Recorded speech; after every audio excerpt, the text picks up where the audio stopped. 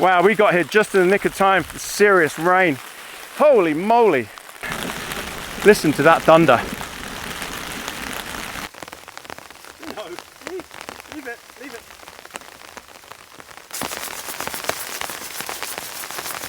Lamb, bacon. Ooh. Snow on the top. Let's see.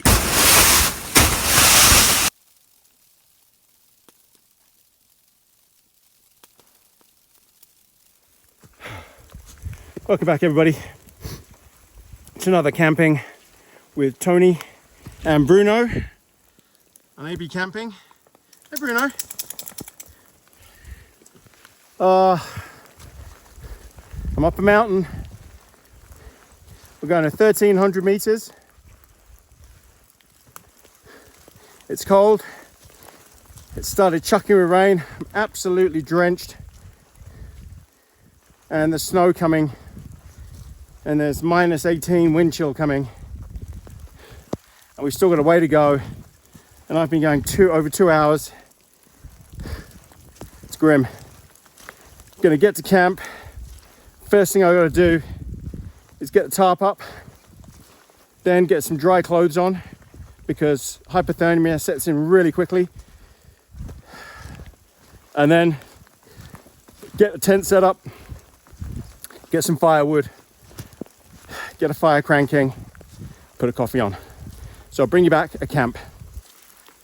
Oh, and Bruno's got a new bag. Haven't you, Bruno? You got a backpack. All right, let's go.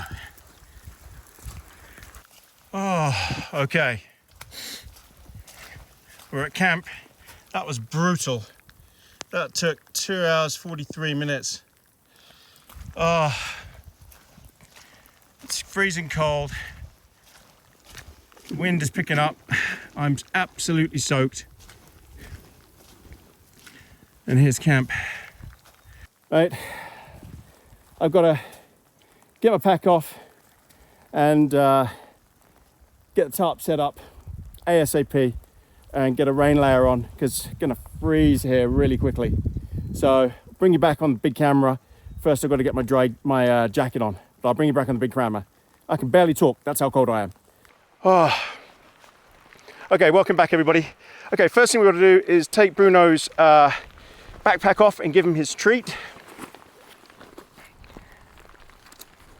He's been fine wearing this.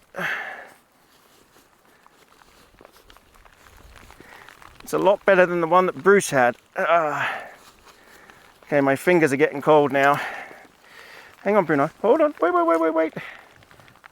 Hold on. Got one more to unclip. Bruno, stop. Stop.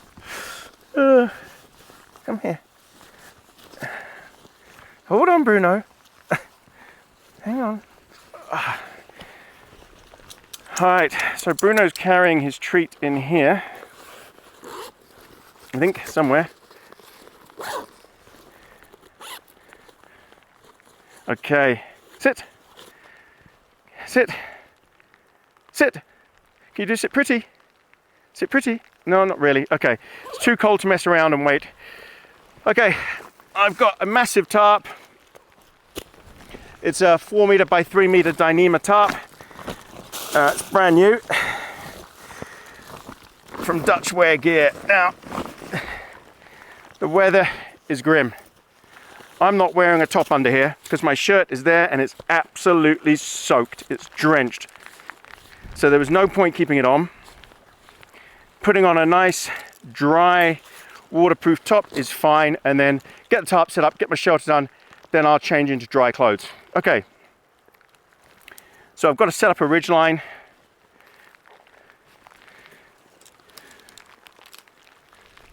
I've got to get this tarp out and get this done. So let's get on with it.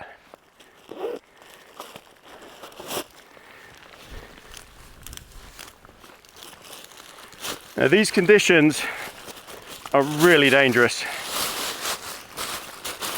You could get hypothermia so easily here, and I know what people are going to say. Go and get firewood. Get your fire done quickly. Then you've got something warm. No, because fires can go wrong. They can take ages to get going. It's just too risky. You've got to get shelter because you've got to get out of the wind. Okay, where do I want to tie off to?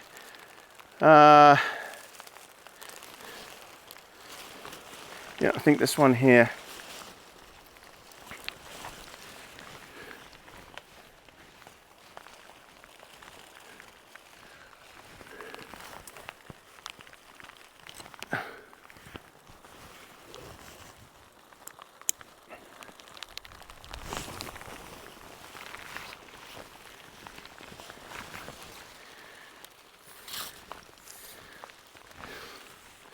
I'm not going to be talking that much while I'm doing this because it's just so cold.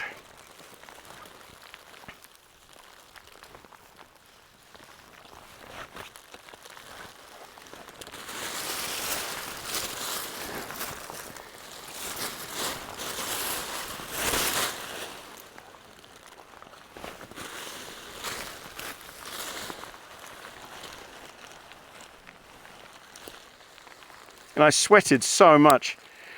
No amount of rain gear would have helped with that. Look at the wind.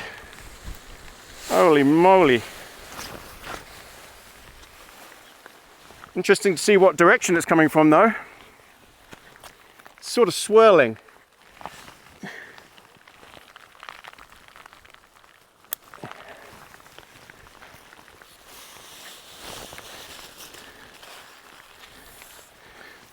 I'm glad I bought the bigger tarp.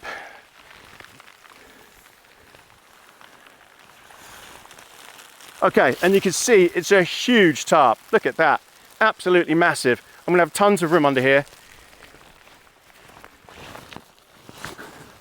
Nice and taut. And we'll have a good wind block. Okay, pegs and guy lines. And if you're new to my channel and you're wondering why I'm camping in these conditions, it's just what I do.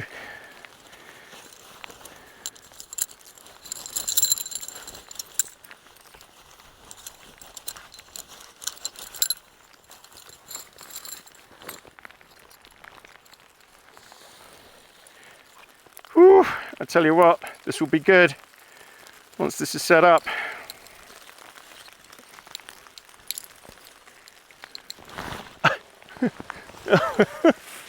Oh, come on, you can do it. Okay, right. So this tarp is a bit different. It's got a door on it. So what I actually need to do is roll this door up because I'm not going to use it.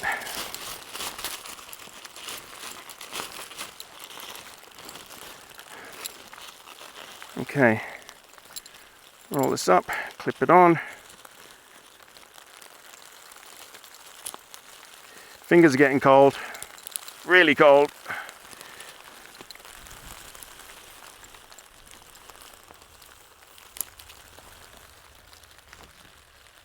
think I can hear thunder. I don't know if the camera's picking that up. That's never a good sign. Okay, what I might do is just put one end down and have one end up high, so I can see out. It should stop the wind either way.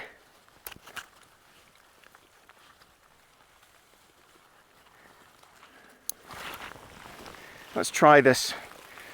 Can always change it afterwards. Key thing is, let's get my shelter up before the wind starts, the rain starts, I mean. The heavy rain. This is the light rain. Oh, why am I here? What am I doing?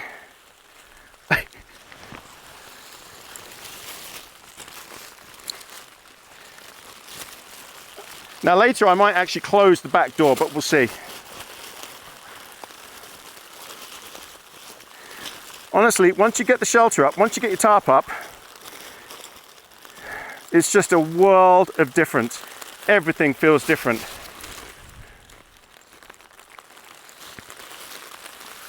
Whereas a fire, trying to get a fire going in these conditions, you'd still be getting soaking wet.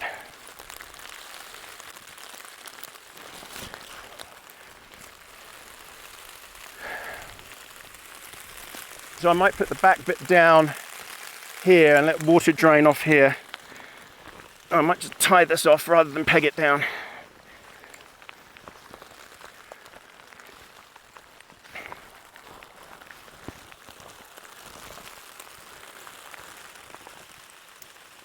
Wow, this tarp really is massive.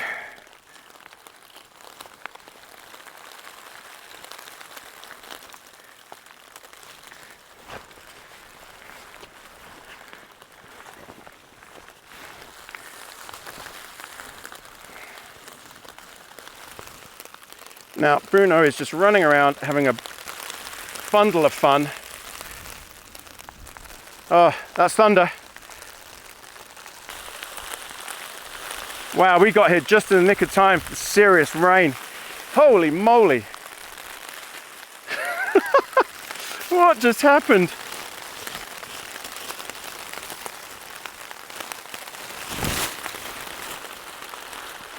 Well,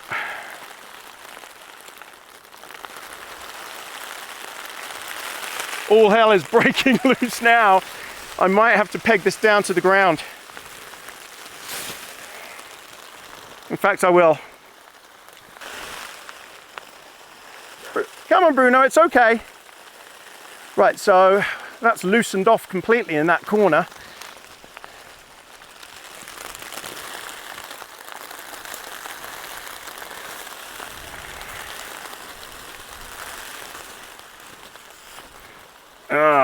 Hang on.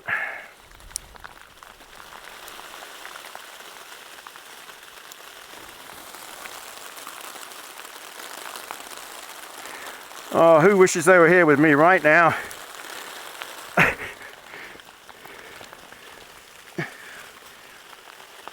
I could be at home sitting in the hot tub. Okay, that's better.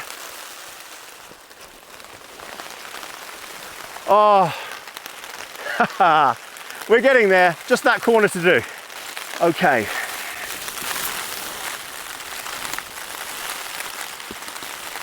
Admittedly, this isn't the easiest tarp to set up in these conditions, just because it's so huge.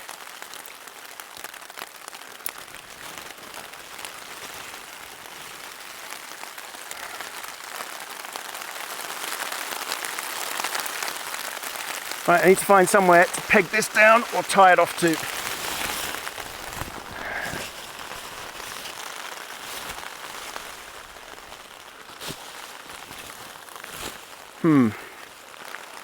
This is going to be tricky because it's so massive.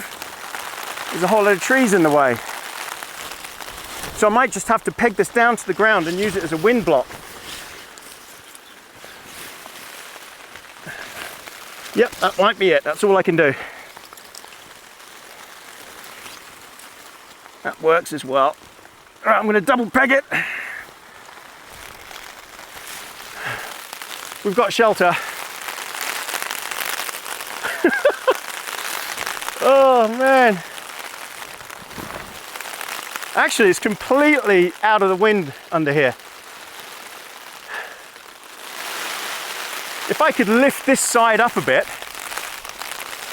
this is acting as a wall here, but it's just pushing down.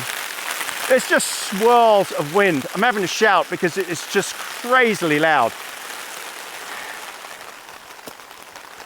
Okay, I've got to work out what to do with this one here. I'll have to lift it a bit. Nightmare. Okay, sit rep. Just as I turned around, it tugged on this and the whole tree fell apart. I have to use that tree instead. Wow. That could have happened in the middle of the night. Excuse the arse shot. I tell you what, these conditions are something else. That's how strong it was just then, how hard it pulled the tarp, that it snapped that entire tree. The tree was rotten. Oh my word. Now I'm worried about that one over there. Okay. do this.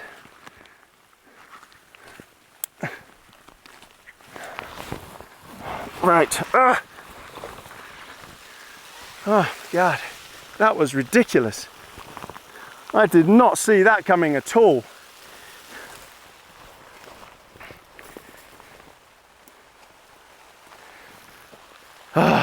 Okay.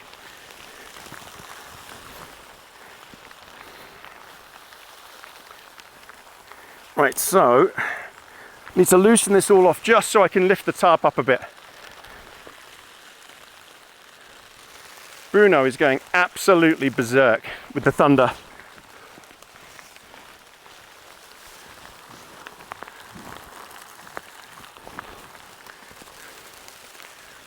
I think that's as tight as I can do it.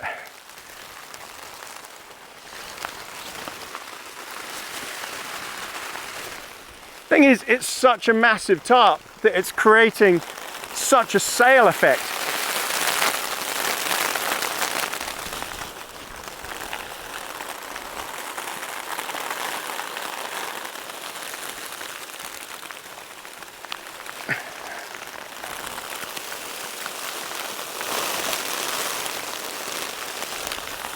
Okay, that's better. Right, let me bring all my gear in because it's all sitting out here.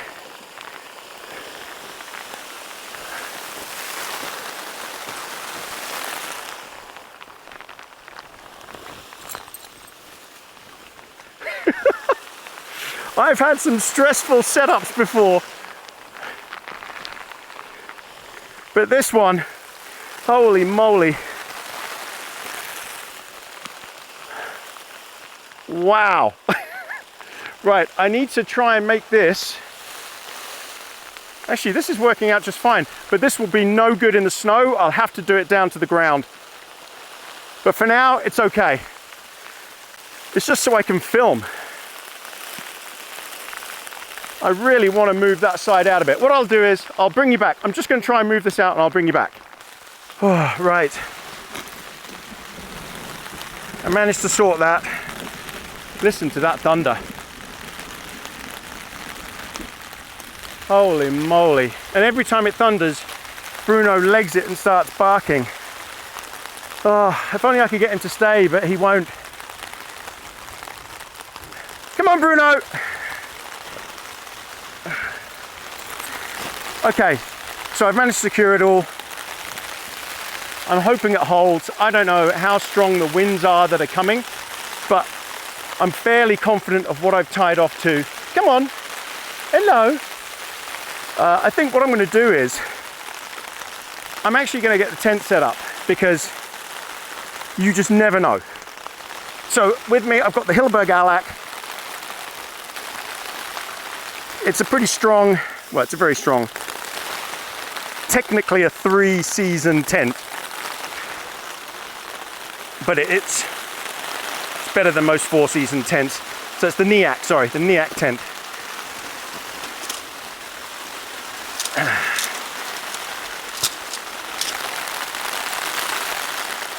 Oh man. I tell you what though, as dire as this weather is and as bad, actually why have I got my hood up in here? Oh, that's better. As bad as this weather is and the wind, I'm glad I've got the tarp up. Anyone says to you, fire first, ignore them. Chances are you wouldn't even be able to feel a fire. Wow, this is crazy weather. And I think it's going to get a lot worse. There's a lot of rain coming in. And I think quite a bit of snow. I don't know what we're in for. Okay, so set it up this way. The tent door is one door, is on this side.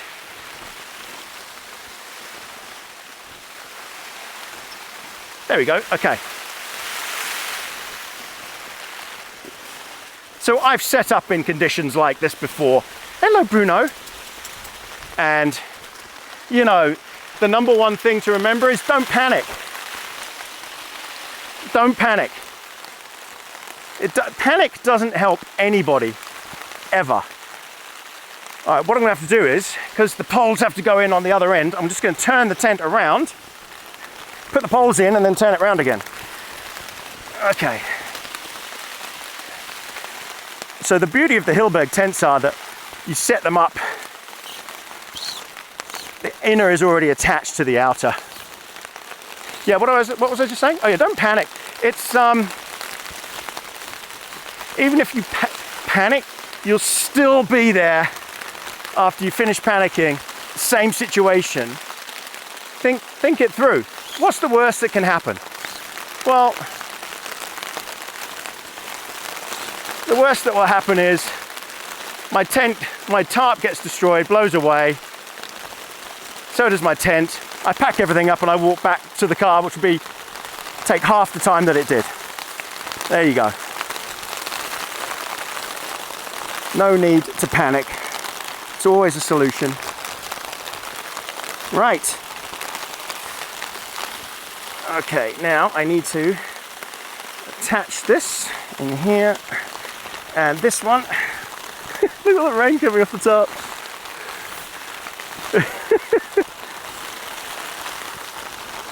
I remember, it reminds me of setting up that huge flipping air tent, the Oz tent. Oh, those conditions were like this. Really, really bad. And the tent was rubbish. Wasn't working properly, had all sorts of problems. Oh man, I could have walked away. Left it on a mountain. There we go, see? That wasn't so bad. So I might just tuck it in here.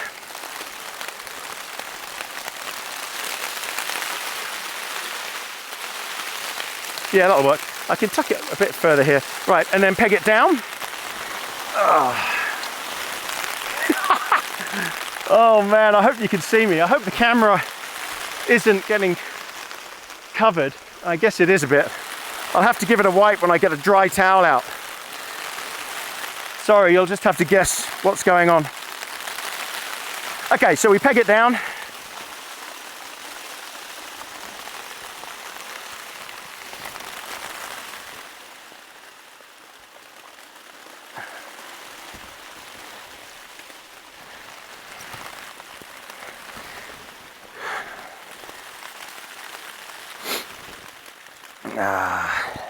Just talk amongst yourselves.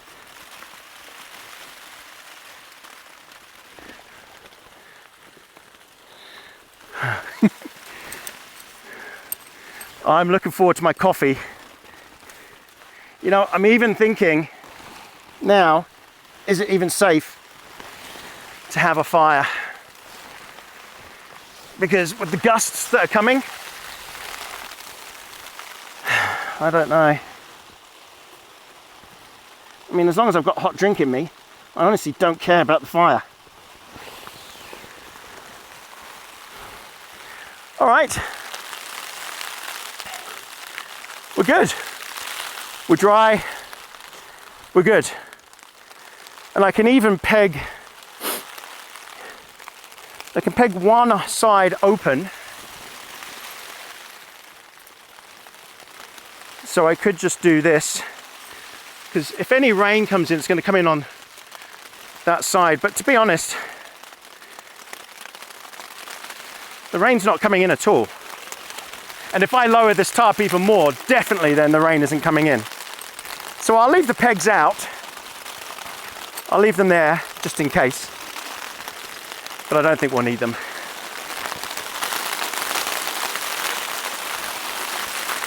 Oh man.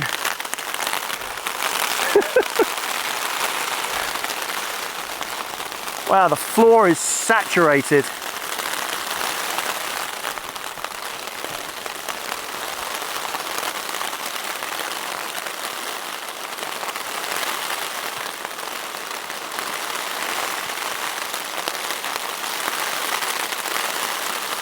It's so loud. It's so loud.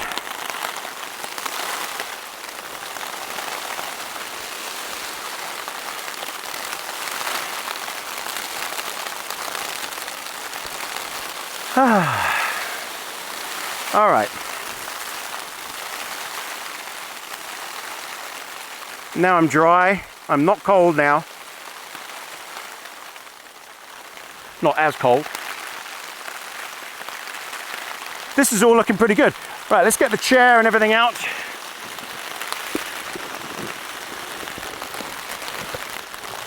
In case you're wondering where Bruno is, he's sitting out in the rain. He just doesn't care. He loves the rain. He's not fazed by it at all.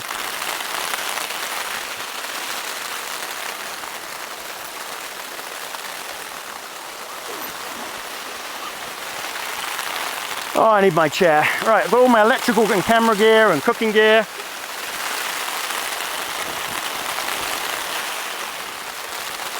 Waterproof trousers that I will be putting on later, which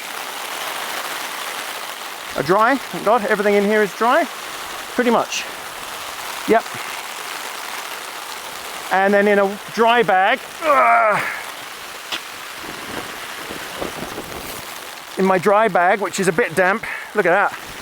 Look at that. Waterproof knot.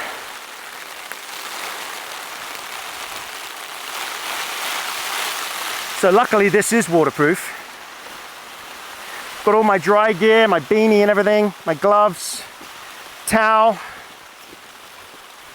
See, Bruno's come to join us. Let's get all this out. Quilt. Everything is dry in the dry bag. Makes a lot of sense having one of those. Okay. Look, see, he's sitting with me now. It's just the thunder freaks him out and he goes and chases it. Okay, so what we got here is our chair. I've got the Big Agnes chair here. Nice and strong. Oh, sorry, Bruno. Sorry, my lovely.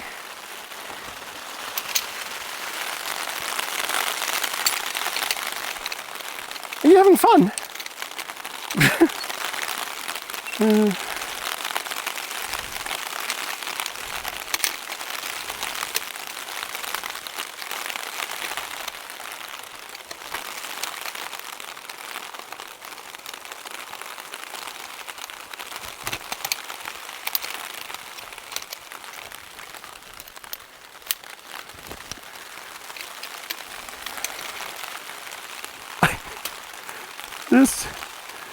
Oh man, this is going to be an interesting night.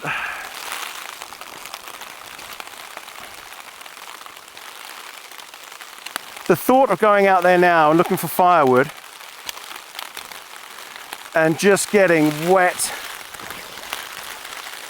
when I'm not cold and I've got so much warm gear with me.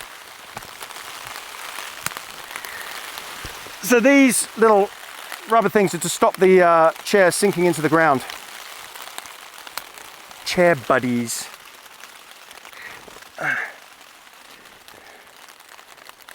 And I don't need the fire to cook on. I've got my stove.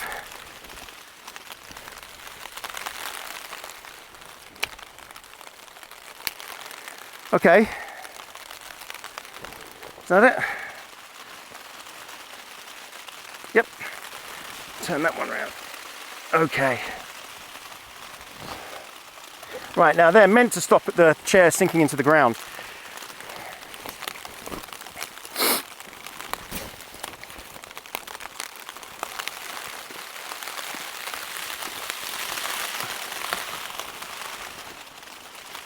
Oh, this is going to feel good sitting down.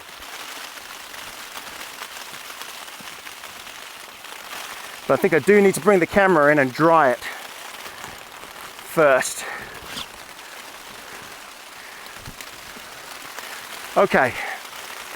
Right, let me just get the towel and dry the camera and bring you in.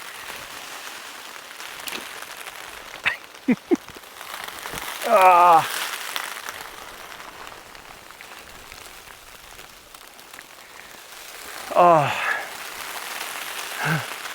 how's that?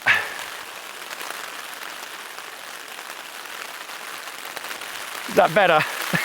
Sorry about that. Woo. Oh, a beanie, that's what I need. Okay, and we've got Bruno's bed. Now, anyone who's thinking, oh, he's cold.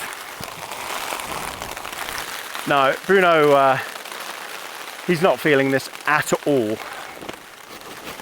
It would have to be ridiculously cold for him to feel it. Here, Bruno, do you want to lie on your bed? Do you want to come on your bed? Hey, good boy. That's it. No? Nope, he doesn't. He won't go on there until he's forced to at bedtime. He's barking over there again.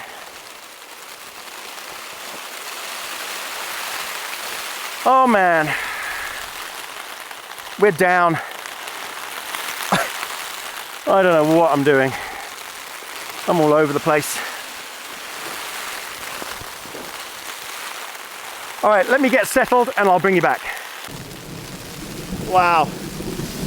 That's okay. Welcome back, everybody. We just had, just as I turned the camera on, a massive bolt of lightning somewhere. Wow, and just followed by a huge clap of thunder. Well, my chair buddies are working because this ground is disgusting and they're working. Oh, that's the first time I've sat down. Oh, heaven. On my back and everything just feels fantastic. Let me just sort the microphone out. Sorry about this. This is all very difficult. So, sit rep. These are grim. This is really grim. I mean, it's very dangerous here. Now, what I might do is just adjust the volume because you're going to be picking up so much of this rain. So just give me 1 second. Okay. Yeah. Very dangerous situation if you're ill prepared.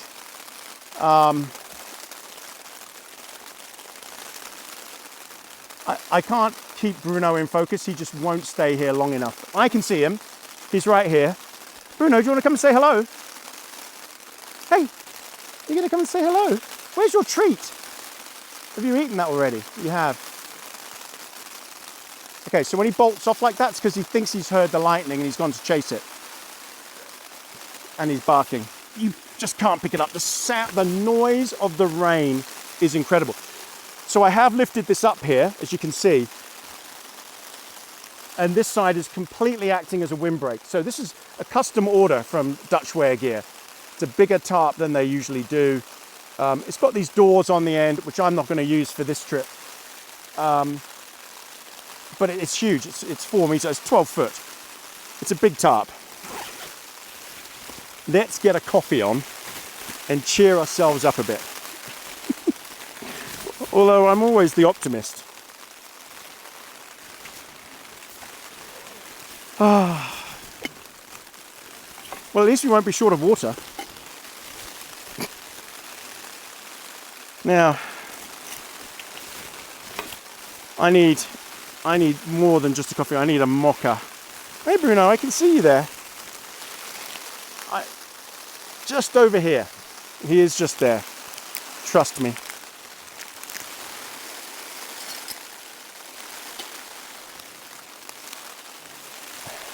So look, the message is, even in conditions like this, that are really, really bad, I have to say, it's the chances of you camping in worse than this are almost zero. Even in conditions like this, don't panic. Stuff happens, like that tree collapsing and taking my tarp down with it. That stuff just happens, it does. And that could happen in the middle of the night. And then you've got to get up and you've got to deal with it. Okay, I need my lighter.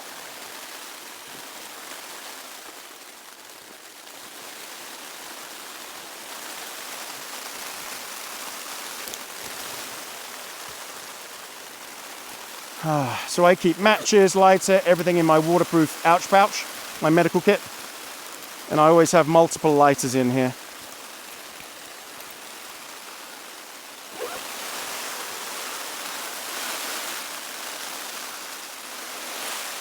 Wow.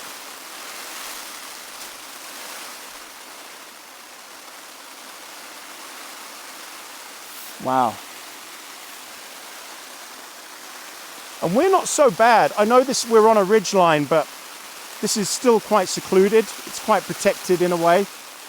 The wind tends to bounce right off the top of it, but the intensity of the rain, this is something else.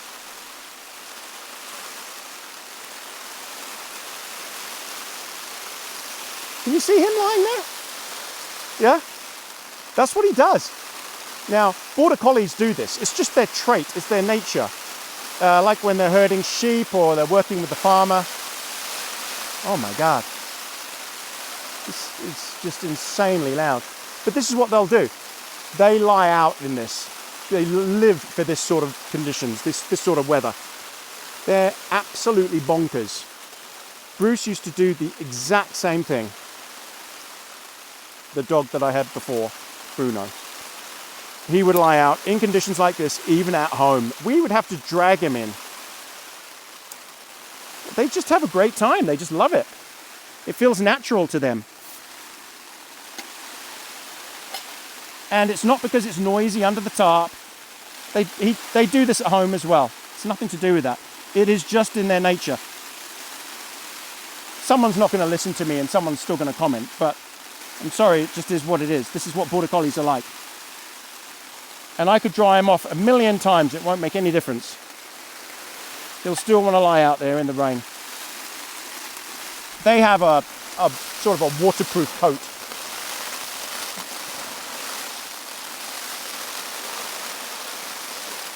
Wow, that was a pretty strong gust. Yeah, the conditions are getting worse.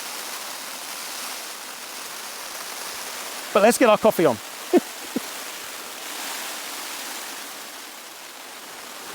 This is going to be a long, long night. But you see, I couldn't have a fire in this. Well, I could. But what's the point? You can't sit close enough to it for it to make any difference whatsoever.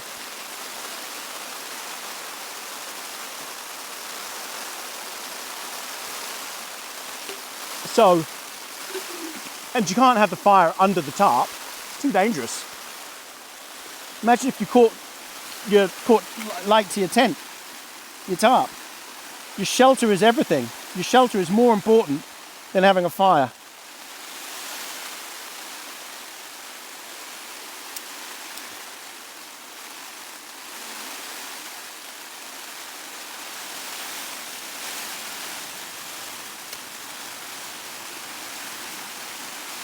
Okay, now this stove is not windproof. So I need to build up a wall around it just to disperse the wind a bit.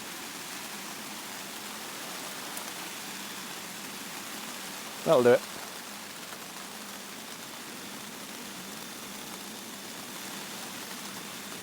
So with this stove, I'm not sure if you can see it, but I can turn it upside down to use liquid fuel, which will burn hotter than normal gas. I can hear it's just switched over.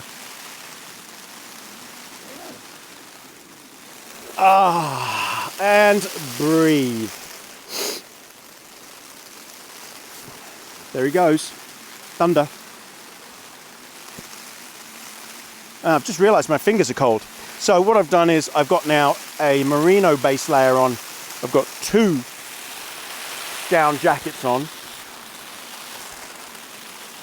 And if I had to, if I felt cold, I would put my rain layer on as well.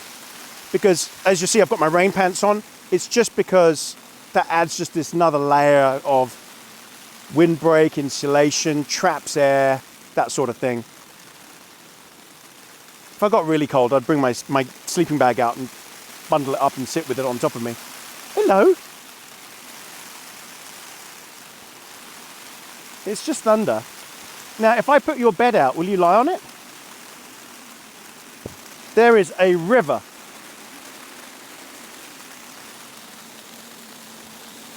Yeah, there's a big puddle here. It's like a river flowing down across over to there. Just so much rain.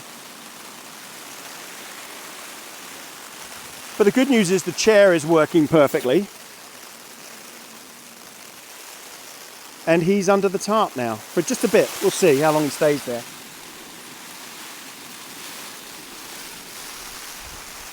I don't know if you can see him. I can't tell.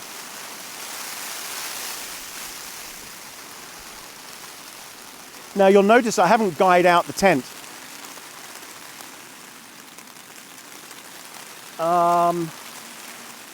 I just don't think I need to. We'll see. Maybe by this evening I'll guy it out. It depends what the wind and snow load situation is. Bruno, do you want me to put your bed down for you? If I put it down, will you lie on it? I don't know that you will. Hey, do you want to come on here? Do you want to come and lie on here? Hello.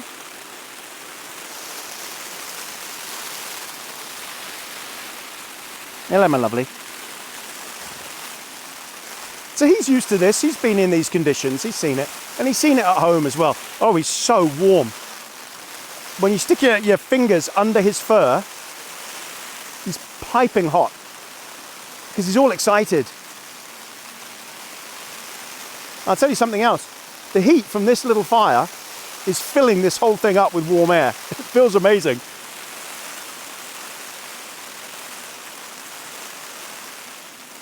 So, if there's a lull, I guess I could make a small, very small fire.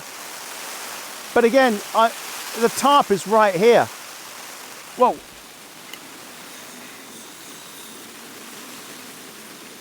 So it's risky. And I absolutely cannot afford to melt my tarp, especially knowing the weather that's coming in.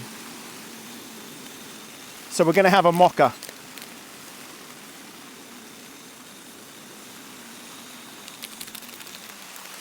Nothing fancy, just instant coffee and a hot chocolate.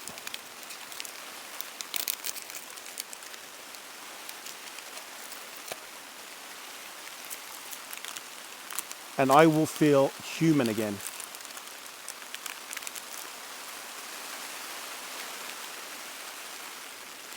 Ooh, he is lying down. But only just. He's sort of begrudgingly doing it because I've put this here.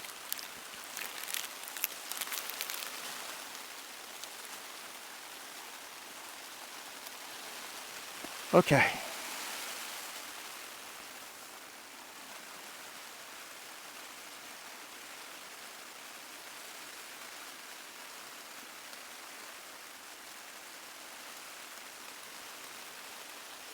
Oh, and there's a lull. Oh, I can hear myself think suddenly. The camera is soaked.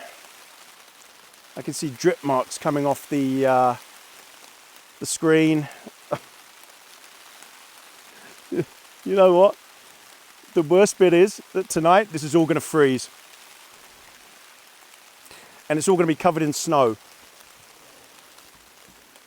And that is going to be bad. Oh, the lull in the rain. Can you tell the difference on the microphone?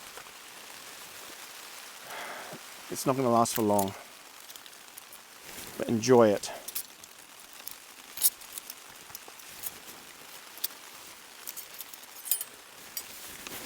All right, so, yes, we are camping at 1,300 meters. There's a massive storm coming.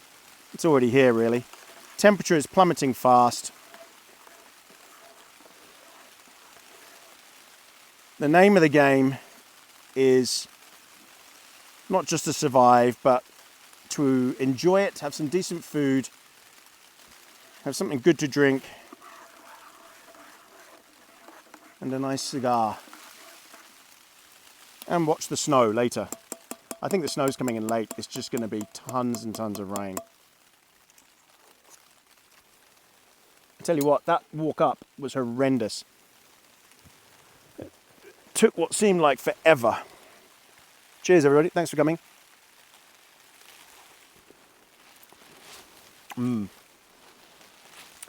Right, now that I've stopped moving, I can tell I'm going to get cold. Because my legs are cold, because my legs sweated. And even though I'm wearing waterproof pants, even under these, they're waterproof, they're wet inside because I sweated. So I could strip, dry them off, and put long johns on.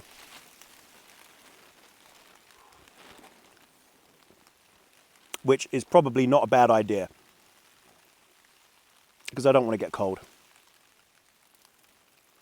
Duh, then I already am. And then just put on every single layer and wear gloves and drink hot drinks and eat cakes. Abel's wife, Abel is camping up here as well. He's further along somewhere. I haven't seen him. But she made me some scones. She made some scones and Abel left them for me. So I will be having a scone, which in America you would call a biscuit, with my coffee.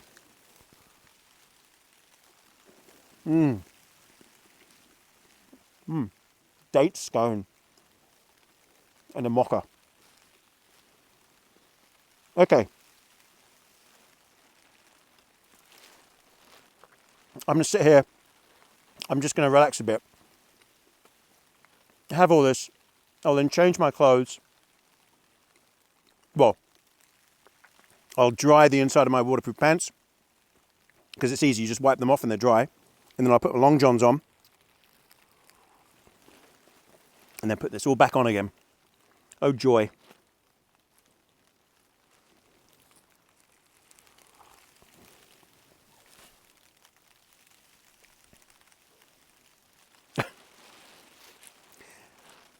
Oh, man.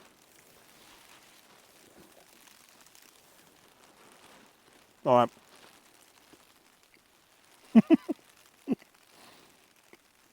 can't believe I'm up here in this and that I've broken a dead tree already. I'm glad that didn't happen in the middle of the night.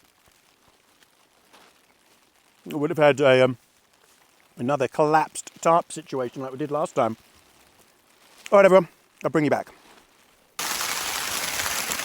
Okay, welcome back, everybody. Right, I have decided to go and get some firewood. It's just grim and it's freezing cold, and I figured get the firewood because you never know. You might decide during the snow that you really want it, and I've got to do it before it gets dark, so let's go and get some firewood. We've got to find Bruno. Bruno! Let's see where Bruno is. There he is. Oh, he's been having a great time. Right, we're going to go and get some firewood. Found a tree. This one is dead standing. No leaves on, nothing. Looks like it died not too long ago. So I haven't got an axe with me, but I can make smaller cuts. But there's lots there for a fire. So let's get on with it. I'm not going to film it because I haven't got a stand with me. But trust me, I'm going to cut it down. Okay. Chopped it down. It's quite big. Fell all the way in there. And Bruno's got to get a stick. Is that your stick? Right, so I just need to chop it up a bit and take all these bits back to camp and then process them there. It's so grim. Why am I here? But I know that once I have a fire, I'll actually be happy. So I'll see you back at camp. I've got to lug this stuff over there.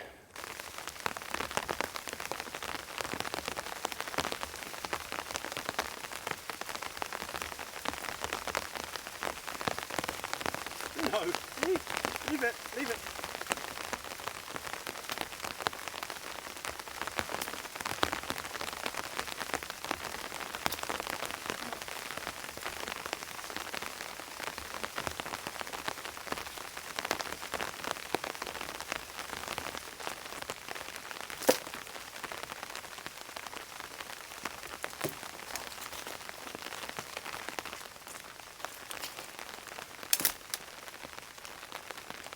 Woo.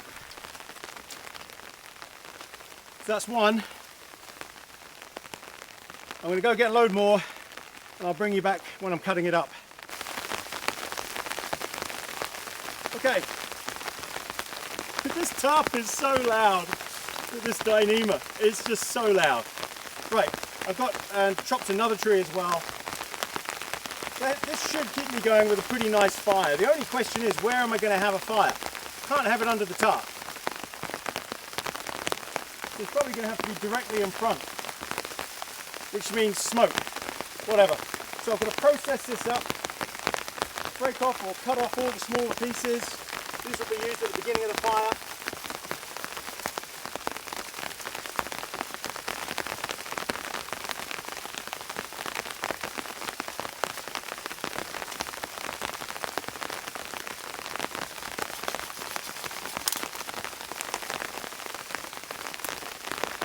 And then chop them all up into pieces. I want quite a long fire. So I think I want the fire about like that, that distance. So yeah, right, I'm gonna get on with that. I'll bring you back afterwards.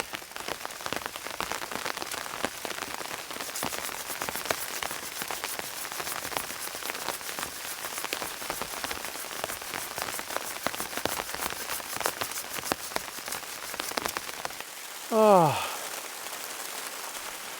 okay. Welcome back, everybody. Right,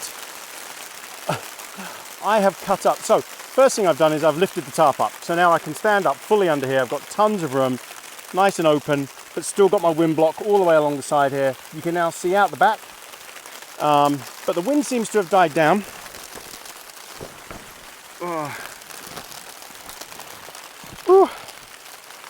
Now I took off all my layers.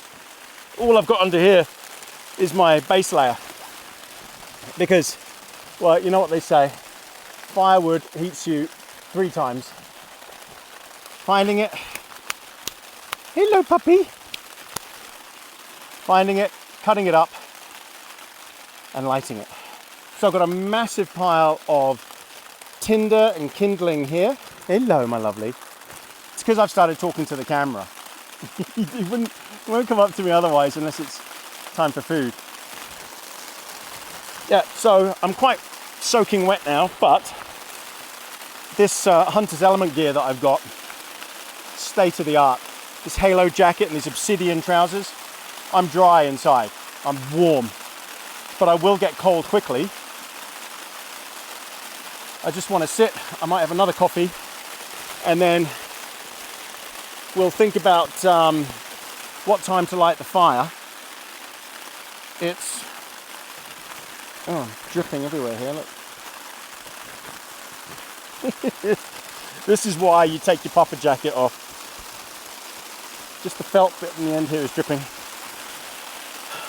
It's mid-spring here, so it's light quite late. And I don't really want to light the fire until I absolutely have to. I've got some big logs here. It's going to be quite smoky, I think. I don't know. The biggest piece I had, it's junk, but the rest of it was good, and I've chopped down a couple of other things. So I've got enough here to keep me going. I would like to have some sort of fire in the morning, so I will leave a bit of kindling and tinder for the morning just to have a quick burn, warm the hands up, maybe keep that fire going while I break down camp or something, just to warm the hands up again. The gloves that I got, the Hunter's Element gloves, they're awesome gloves, but I should have got next size up. My hands are just too big for them. They're extra large gloves. and my hands only just fit inside. But if they're damp, it's just so difficult to get them in. She said, right.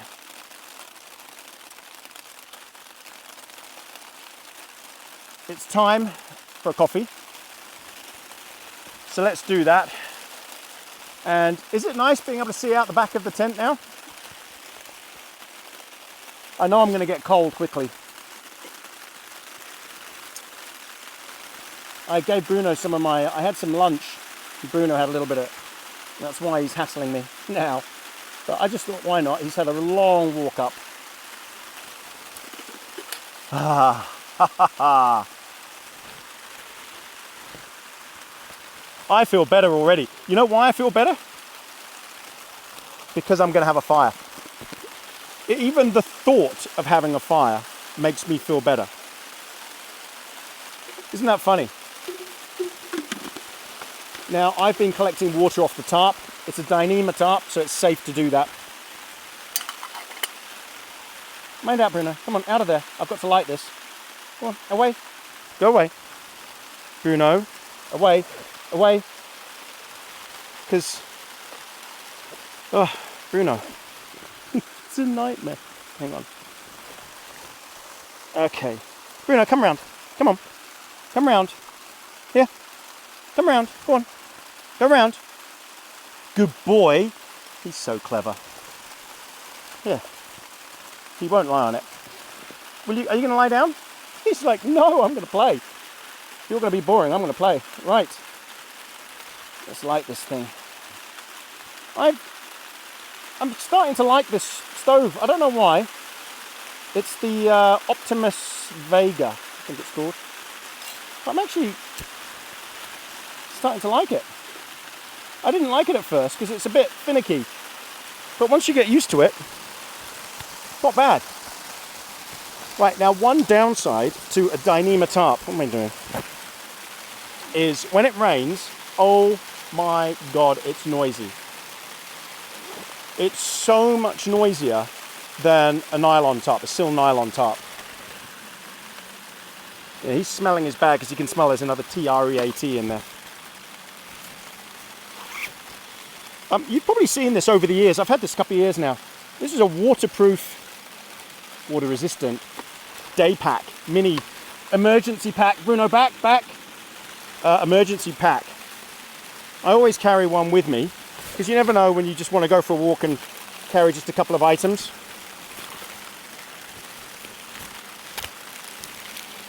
Another mocha.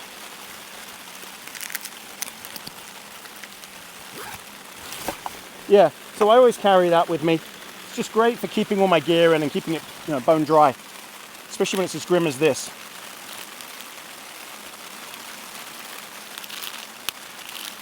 Good waterproofs, essential. You don't want to get wet. I mean, I know it sounds obvious, but the stuff that you buy in sort of normal hiking shops, I don't know what, REI and stuff like that, that's okay, that stuff, it's okay. But hunters, so I was a hunter. I haven't hunted for a long time. But hunters, they're out in it. Really bad weather. Pretty much all the time. Glassing, sitting still, looking for animals, in the rain. Stalking in the rain. You can't use the stuff that you buy in MacPack and stuff like that. You'll get soaked through, or it will get torn up, or get destroyed. Hunting gear is tough gear. These Obsidian trousers have a full-length zipper, so you can put them on. Now, that doesn't sound good. Please don't break another chair. Oh, I think it just creaked. Oh, I'm so paranoid now, but no, it creaked. Yeah. What was I saying? Yeah, these have a full-length zipper so that you can get into them over your boots. So you don't have to take your boots off and on. And it also means at the top you can vent them because there's a zip at the top as well, full length, so you can zip it all the way down to your knees or whatever so you don't sweat in them. And then the top, this halo jacket is so light, folds into a really neat little compact thing, but it's tough material. It's got a great DWR, and I found it dries off really quickly. So I can already feel, now that I've stopped, I'm starting to feel it. But that's because I haven't got my beanie on. That's where you lose most of your heat, is through your head. Excuse the arse shot.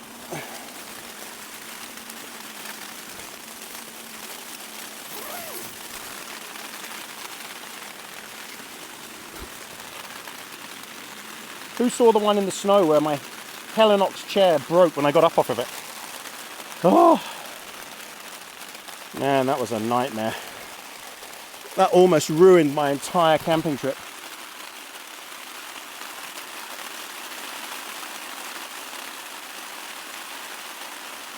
So I vowed never to get an ultralight chair again.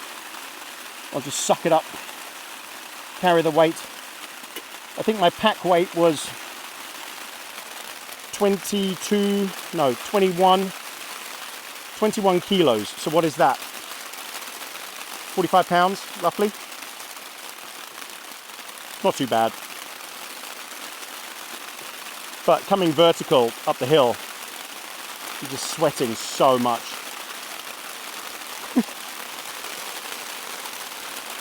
Now, because this is Dyneema, it doesn't soak up any moisture whatsoever. It's like plastic. So pooling doesn't tend to happen on a Dyneema tarp. I've never seen it. Got a tiny bit happening there, and then it just finds its way out. But it doesn't just sit there like sil nylon or poly tarp. But Dyneema is very expensive. This was a very expensive tarp, and I had it custom made. If anyone wants this tarp the way I've had it designed, where I can then bring it down, I've got the doors, and I've got it's 4 meters by 3 meters, and it is huge. In fact, is it 4 meters by 3? It might be slightly bigger. Thickest. And it lets so much light in, and not green light, it's a nice light. If anyone wants this, just contact Dutchware Gear and say you want the same tarp that AB Camping has. I'm sure they'll make it for you, but it is expensive. And I've got some custom items on this tarp, just because of what I do, filming for YouTube. So I've got light holders, lantern holders, one here, just over a foot and a half inside edge, and at the back as well. But the reason I did that also is so I can do a guy line from there to there inside and create a clothesline undercover. So if I want to dry stuff, if it's really sunny, I could hang my stuff inside, even if it's, you know, freezing cold or whatever, and the sun would warm that all up and dry it. And just keep stuff out of the way and to give you something to hang items onto. That would be very handy. In fact, I might have to do that. Yeah. So I've lifted the tarp.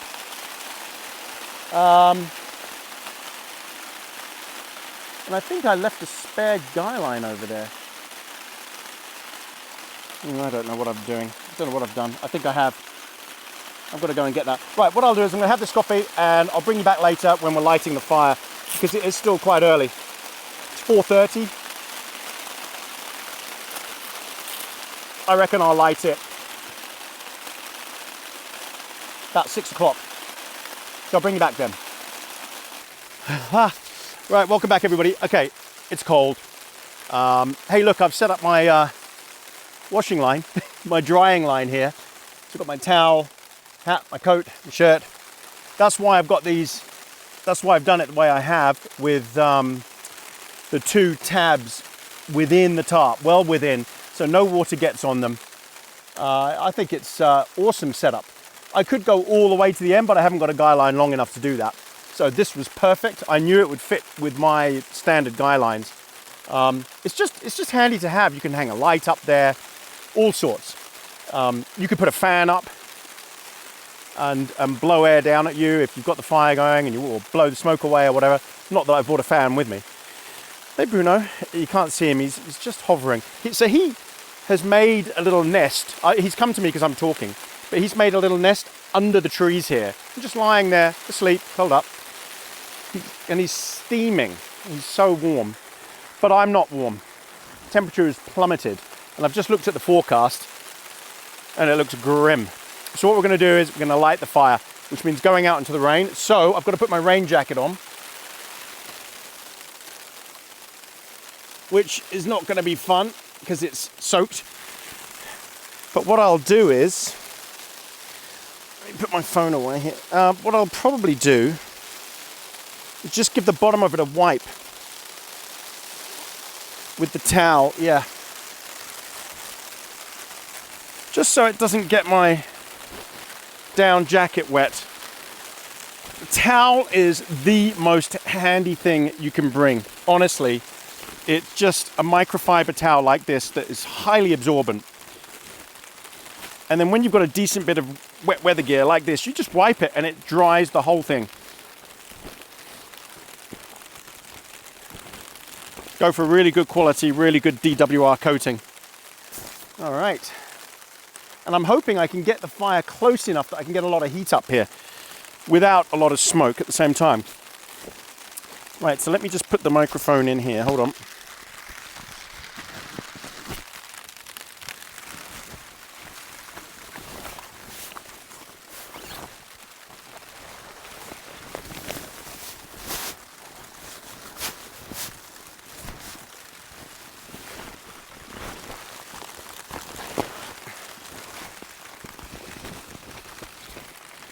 All right, now I get asked a lot, why do I wear a pullover instead of just, you know, a zip up normal rain jacket like most people wear, you know, full length zip, because zips fail. Yeah, and when a zip fails on a piece of rain gear, you're in real trouble, especially if it's windy. This doesn't fail. Zips can leak, whereas this has just got a half-length zip here, and that's it. If that fails, it doesn't really matter, because there's buttons all the way as well. And yeah, you get some with buttons on the zip-up jackets, but still, you don't want to rely on that. Pullover, can't go wrong. You know, completely covered, even in severe gales, severe storms. I've been out in one of these, and others have had full-length jackets, and they're cold. Just cold. Just doesn't hug as well. Hunting gear, I'm telling you, it's awesome. Bruno, out of there. He's sticking his nose in my food bag. He's so cheeky. Right. We need fire lighters, a lighter, and we need to set the fire up. I tell you what, lifting the tarp up was definitely the right idea, because I was getting garroted by that line over there. And now I've just got so much space under it. It is a complete palace. Again, you cannot do this if you've got snow coming. You have to put it down. But right now, for what I need, it is perfect. Okay, we're not going to mess around here. 2 fire lighters.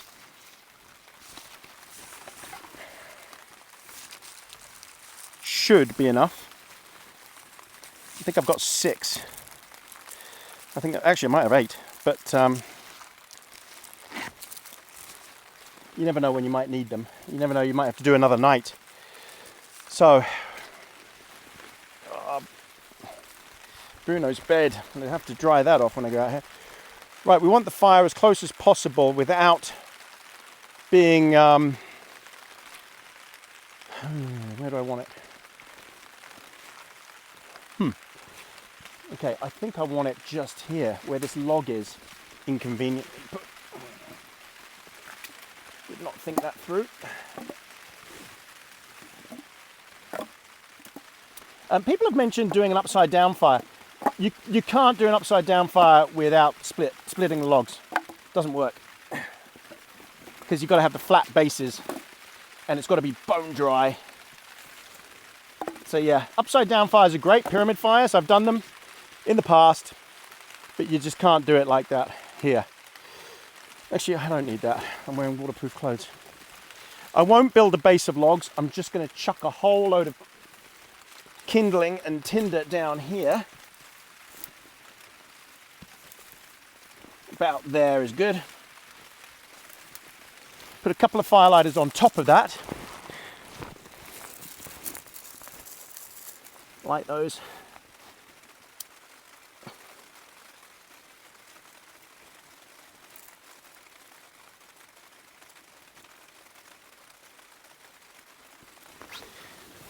Okay, and then put a whole load more on top.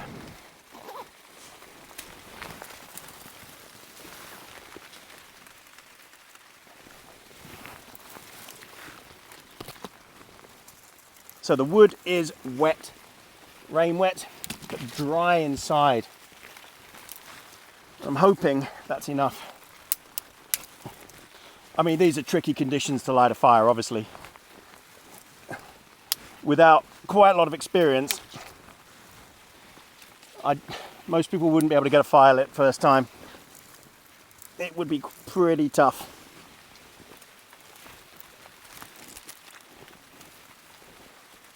And if you think you've got enough kindling, you haven't. Go and get more. Double it, triple it.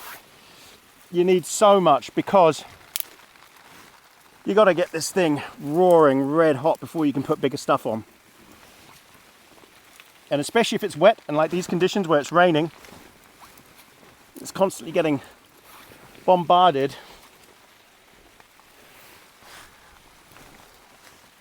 Bruno, you're in the smoke, aren't you? You don't like the smoke.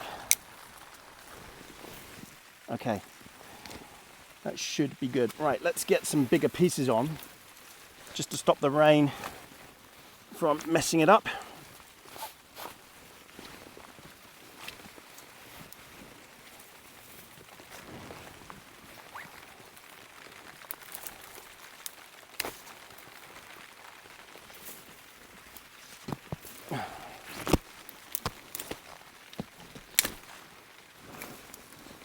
All right, that's going to roar, I hope.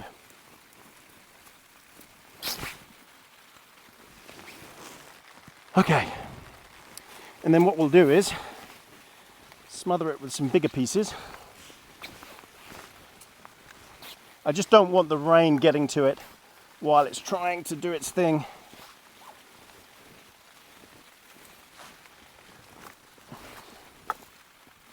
And I want to keep the weight down, keep it compressed. So it's sort of self-loading, if you know what I mean. Okay, now all we can do is sit back, wait, and see what happens. As long as the smoke doesn't come down to where I'm sitting, I'm all good. So now what I need to do is just move my wood pile. Yeah.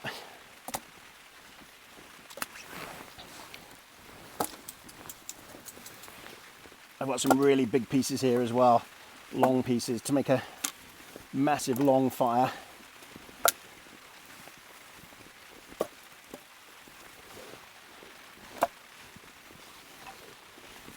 I mean, this piece, look at this piece. That's massive. I don't know if I'll use that, but be fun trying. All right.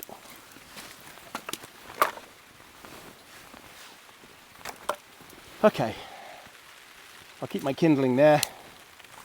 That's all good.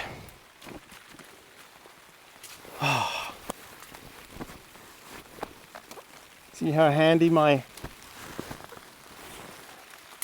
towel is?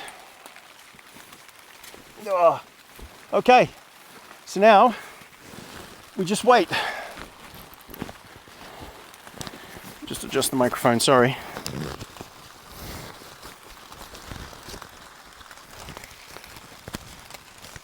My hands have gone cold. Okay.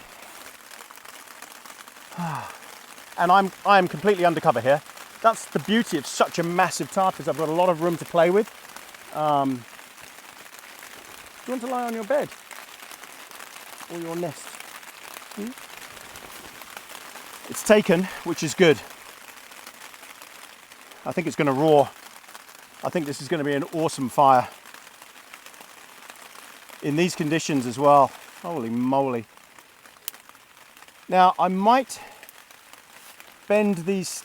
I don't want to cut down living things. I hate that. So what I might do is bend these over. Ooh, actually, you can feel the heat here. I'm steaming. My knees are steaming.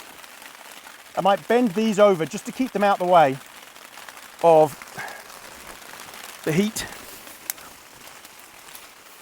I'll just chuck this massive log on that I ended up not using because it's a bit rotten, and just bend them over out the way.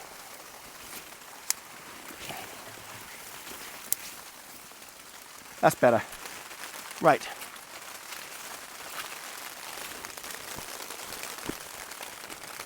I'm telling you, bring a towel. Ah, right. Ah. Okay. Let's see. So the litmus test is when all your clothes start steaming. Yeah, then you know you've nailed it and you've got a good fire. And everything is steaming immediately. Everything's going to dry off. Beautiful. And that heat will come back in here and help dry some of those things off. I'll probably slide them over to here later. When there's no smoke, just lots of heat, and then dry them off that way. Oh, my fingers are so cold. But I can feel this. This is good. This is really, really good. Look at that. 2 firelighters.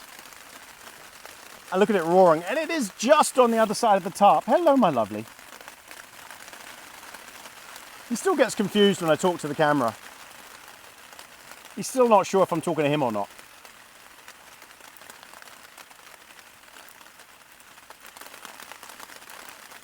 Oh, great success. Look at this.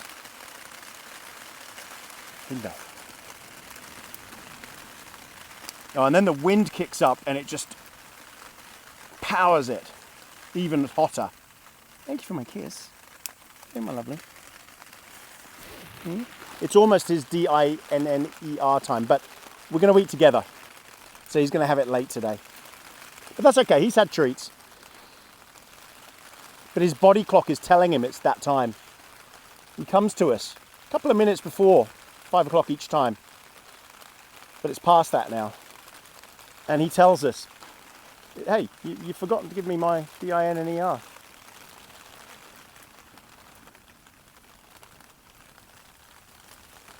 Whoa. Oh, this fire is incredible already. Wow. I think it's time to chuck some bigger pieces on.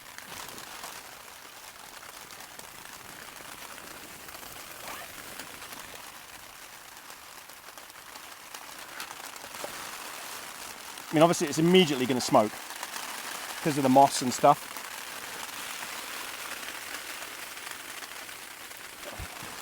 Hello.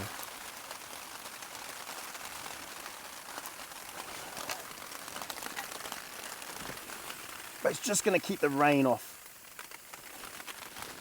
Hello, my lovely. What are you doing? You're very needy at the moment, aren't you? I know, it's not time, Bruno. Oh, sorry. It's not time yet. You have to wait. Okay? I need to warm my hands up, Bruno. Every time I stroke you, my hands get freezing cold again. Oh.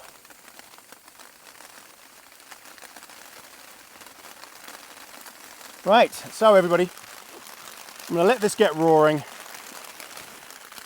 Snow's not due until this evening, like really late, I think. So I might try and delay cigar time until the snow comes, because I think that would be pretty cool. And also then it will all be cold, it will all be hot. It'll be hot. No smoke. So you can see me on cigar time. I know the irony. Smoke. Right, everyone, I'll bring you back for dinner time. Right. Welcome back, everybody. It's dinner time. Ooh. I mean, just sitting here chilling in front of this lovely fire. It's a bit smoky. This wood isn't the best. And it's so dense, beech wood. It's like nothing you can imagine. It's so dense. It's such a hard wood. Oops, that's Bruno's food. He's going to have his dinner as well.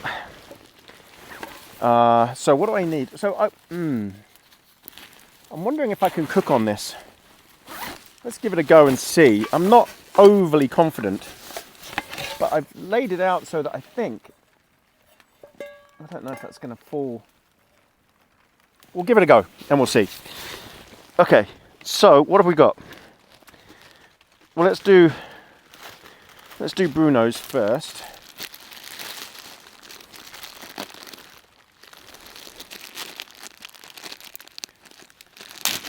Because I know he's hungry.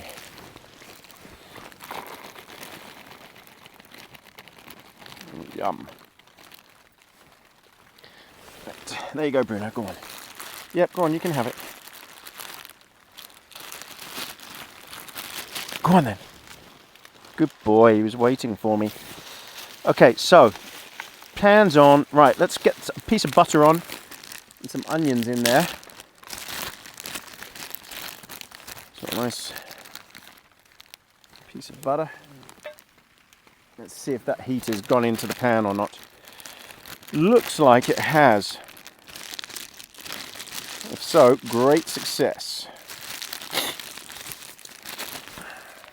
Oh yeah, right, the butter is doing its thing. Right, next up we need our onions. Oh, I'm a mess. Come on, what are you doing? Onions, here we go.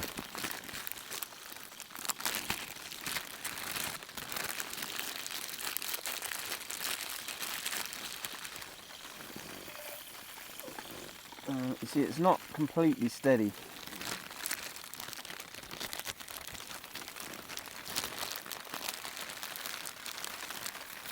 What I'm afraid of is the whole thing just collapsing. I think it will hold. Famous last words. Wouldn't be the first time I've cocked up. There you go, that's working. Okay, so onions are on. Can anyone guess what I'm having? That's right, I'm having burgers. Of course I'm going to have burgers, but this time it's different. I'm having lamb herb manuka honey burger, manuka burgers. So this will be a first. These are from New Zealand, which is where I am, Harris Farms in New Zealand. Now, from memory, they pack these things so tightly and without proper non-stick paper, so it's really difficult to separate them. Oh, excuse me sniffing, it's the smoke. It's setting me off. I sound like I've been crying. Okay. Oh, I see, there it goes, the smoke. Oh, God, I hate smoke.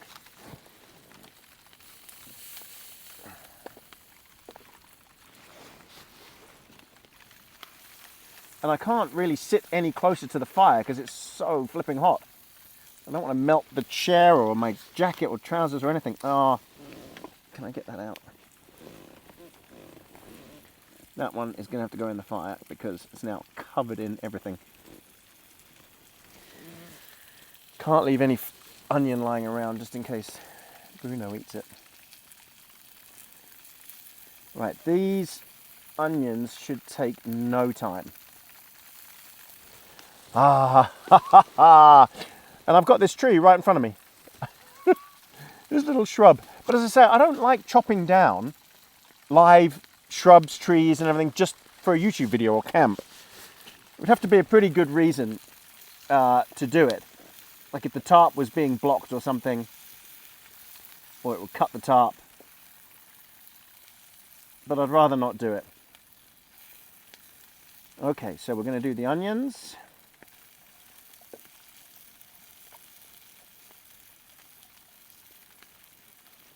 in butter. Oh God, it's just... Right, now, got my buns. Got my sourdough buns. Bruno, go away. Now you're begging. Go on, off. You've literally just had your dinner. Don't even think about it. Honestly. He is unbelievable. Okay. Oh, I wish I had my table. Smoke. Now, I was going to do bacon burgers, but... can I be bothered to chuck bacon in? It could make them pretty special. Bacon. Why don't they make these things so that they have a pull open thing? Everything's winding me up. Nothing is convenient. Okay, bit of bacon. Right, let's get the onions off first.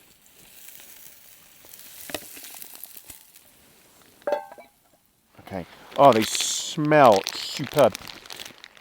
They smell absolutely delicious. Now, the wind has died right down for a second.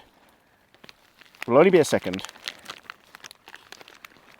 And then it will come back with a flipping vengeance, I'm sure. All right, bacon.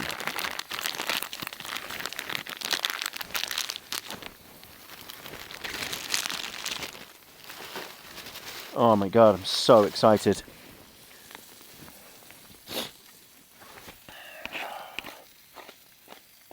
Right. So we've got our... Now, yeah, usually you put, onions on top, but I'm sure it doesn't make any difference. So I'm just making room.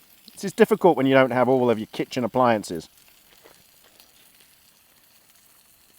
I know the experts will point something out, but whatever. Okay, so got onions in. Oh, I'm so excited. Bruno, no, you're not getting it. He's standing there just staring. There's nothing in here you can have because there's onion and everything that's toxic to you.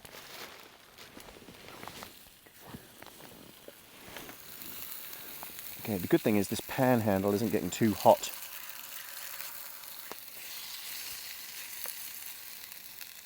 Come on, separate. All right, come on. Separate. Ugh. I need 3 hands. Okay.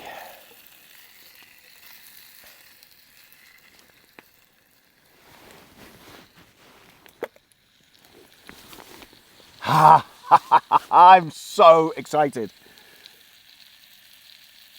I don't think I've ever made a bacon burger before on the channel. Yeah, I don't think I have. Yeah, bacon beef burger. No, I don't think I have. I've made bacon baps before, which has just got bacon in and that's it. Nothing else. So the thing with the fire is it's scorching hot because of the coals. But I'm not getting the flames because the wood's just not dry enough and I can't split it. I haven't brought my axe with me. If I'd split it, then I'd probably have flames. And less smoke. But they also burn out quicker if you split them. This is lasting quite a while, I have to say, and it's giving off a huge amount of heat. Everything around here is steaming. Look, this is dry now, this log. That was soaking wet. And even that rotting log that's over there is steaming away.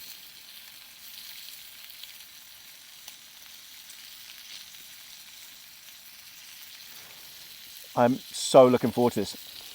Right, so it's about 4 degrees centigrade out there. Up here, where I've got my thermometer, it's 17 now, but it did hit 26 when I had this really roaring. 26, that's insane.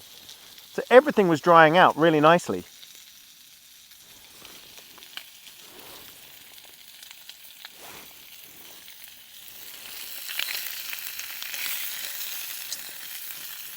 Actually, this thing that I've got that I'm using, the spatula, does, if I use it with the fork, it does turn into Tongs.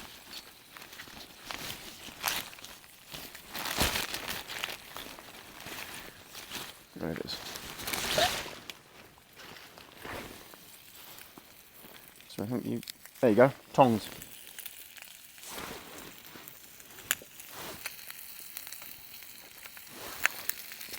Oh, that's easier.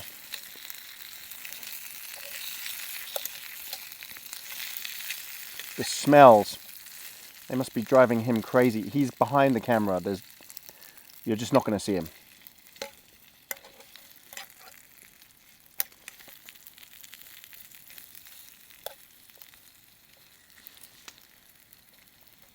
Okay, now let's just leave that to really incinerate.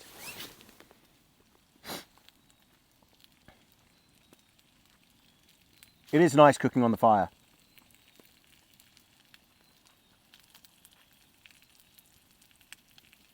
It makes a hell of a mess of your pans. And I know you can put washing up liquid and stuff like that on the bottom, but it still makes a mess. Oh wow, I just saw an owl.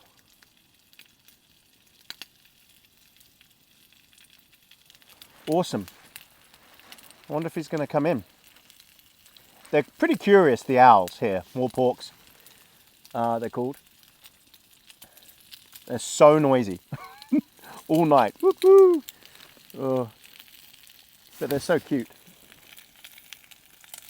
And there was a video, actually, up here. I was up here, and I was with Bruce.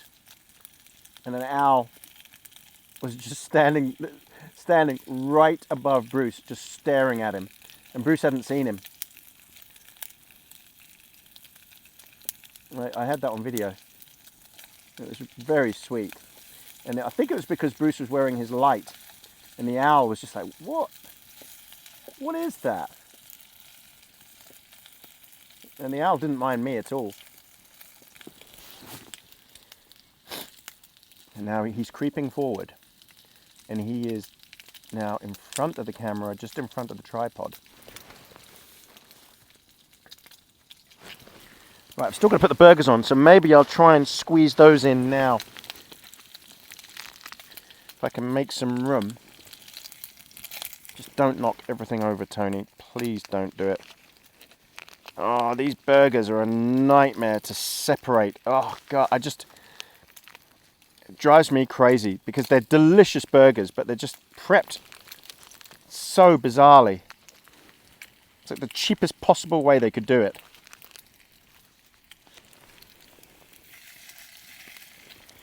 Okay, one burger.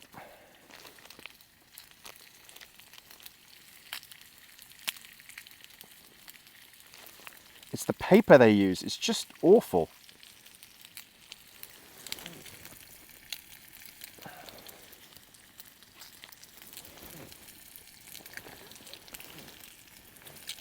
Okay, second burger. Oh, I can smell them already. Oh man, this is gonna be epic. I'm telling you, it's gonna be epic. Oh, and I already lightly toasted the bottom of the bun before I came out. So, just in case you're wondering, but... I'm so excited. And I just can't hide it. And then when I turn them over, I've got cheese to put on.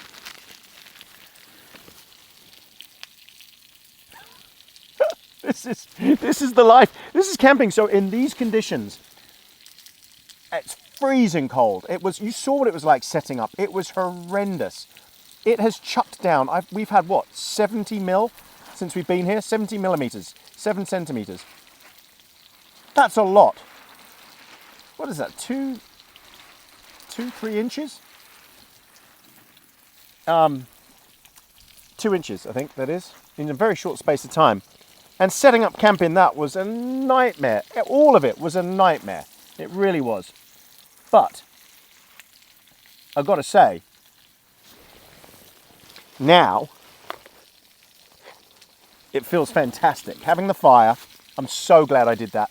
I just didn't want to go out into that horrible weather to go and get wood.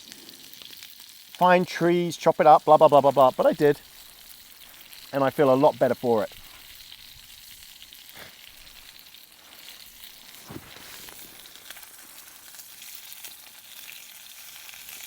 And cooking the burgers in the bacon fat as well. This is just going to taste superb. So what is it going to be? Bacon, cheese, bacon, onion. How would you say it? Bacon, onion and cheese lamb burgers. Yeah. Okay. Let's turn the burgers over.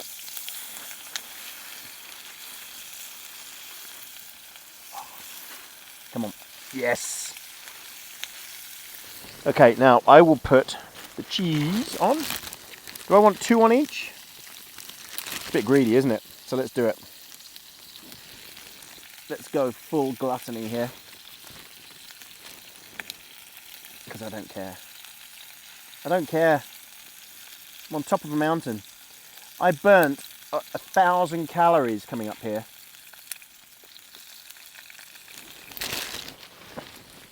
Right, I'm losing my base.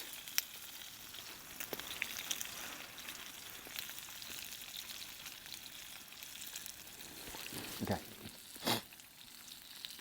Yeah, I burnt 1,000 calories walking up here. And more, you know, setting up and everything and being cold.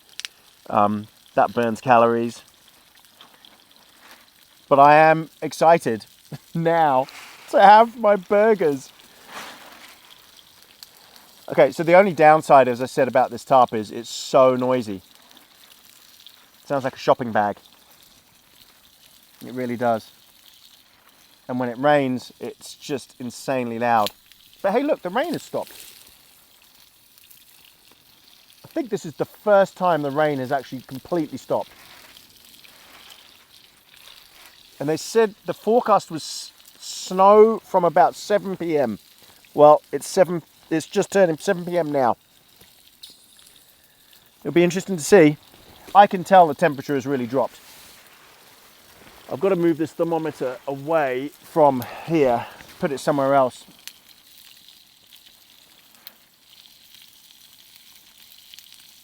Oh, come on. Right, the bacon is done, so I can put the bacon on.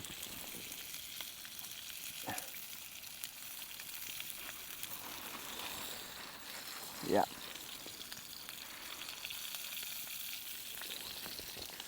Okay, bacon can go on. Hot. Hot. Really hot. Come on. Oh, the bacon smells so good. This is Manuka smoked bacon as well. Come on. There we go. Oh boy, does this smell good.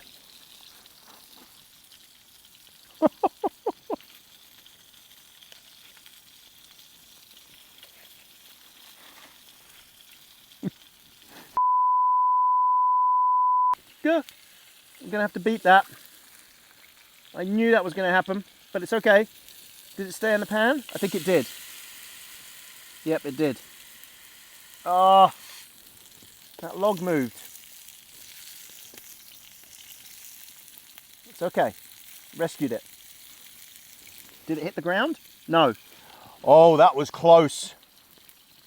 That was really close. Now I'm really nervous about it. But they're done. Okay, they're done. They're done anyway, so whatever. The timing was just a little bit off there. I could have taken them off and... Oh, look at that. Oh, that's a bit of firewood. Okay. Oh, yes. Oh, yes. All right, so we need... Now I've mixed Coleman's mustard in with Heinz ketchup here. Mix them together. And you end up with a sort of a really zingy, delicious combination. Oh, and here comes the rain again. Very spicy.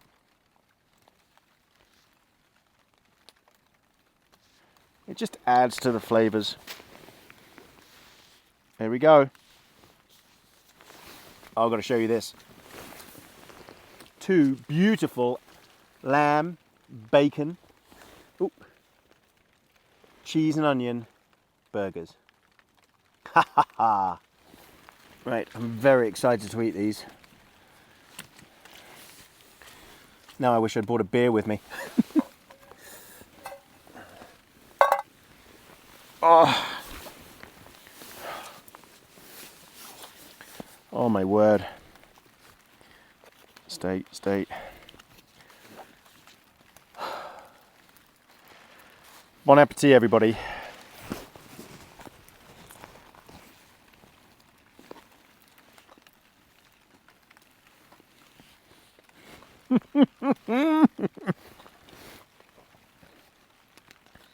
Wow. Best burgers ever.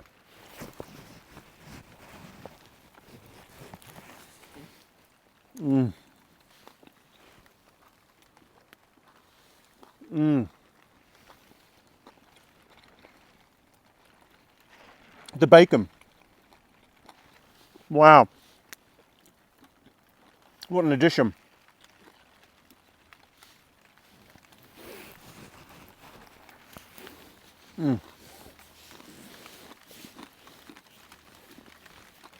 Oh. Why have I not done this before? I've had burgers so many times, I've never bothered to put bacon on. Rarely have I put onion on.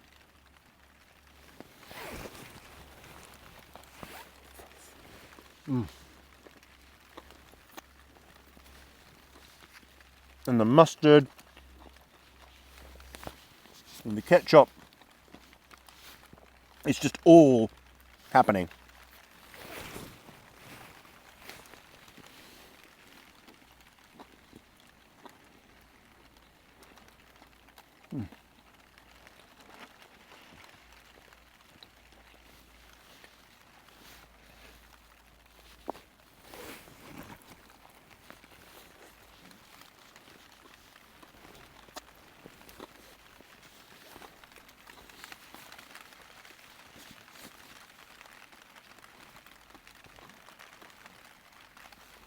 This made it all worthwhile. It really did.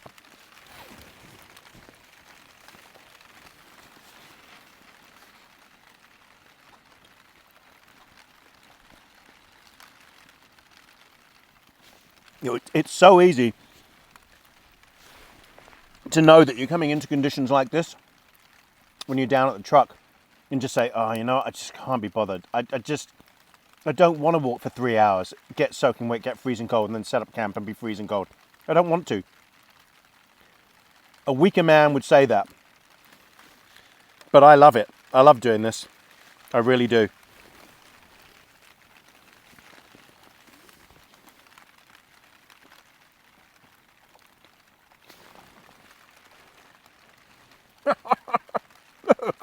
And I've got my dog with me. Wow. Now, I know he's begging by looking at me, but he can't have any of this. And he has just had his dinner.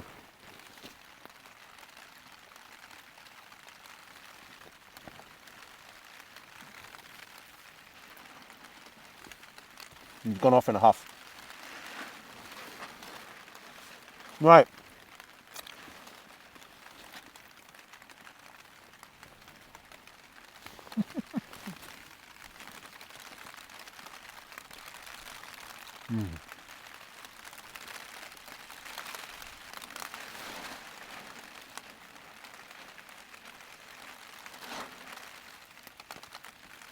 This fire is so hot. Awesome. Okay, everyone. I'm going to eat this one off camera. Bring you back for cigar time.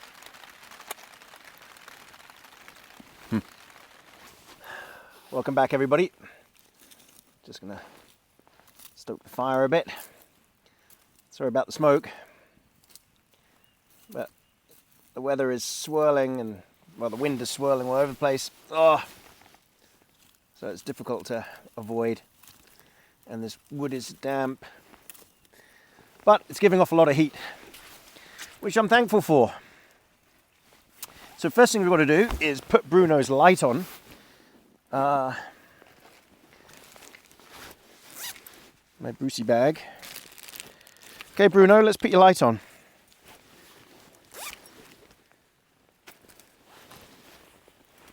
Where are you? Come around here. Come on. Where are you? Bruno.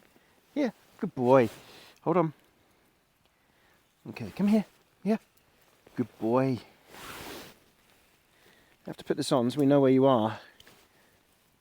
Because when I start talking, you run off and do all sorts of stuff, don't you? Oh, it's nice sitting in front of this fire. I tell you, it might not look huge now, but it is cranking.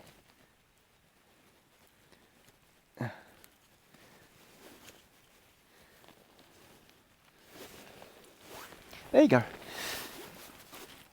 Ah, okay. Is that better? I need to just turn this light down a bit because I feel like I'm on the spotlight here. There. How's that? That should be plenty. It's pretty dark here now. The camera will make it look a lot lighter than it really is, but it is pretty dark. So usually I would have a hot chocolate, but I think instead we'll just go straight into the cigar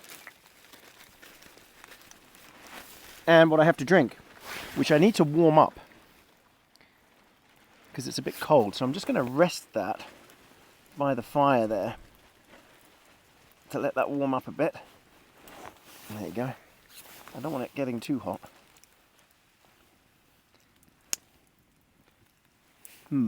Ow. God, that's hot. That's so hot.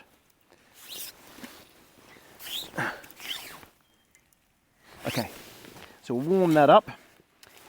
And cigar, another special one. This is and I've cut it already, Romeo Julieta Millefleur. It's a lovely cigar. Yeah, I feel human. I really do. I feel good. And it's because I've got the fire. Oh, it was the best decision ever, honestly, getting the fire done. It would have been a disaster without it. I would have been cold, miserable, I think.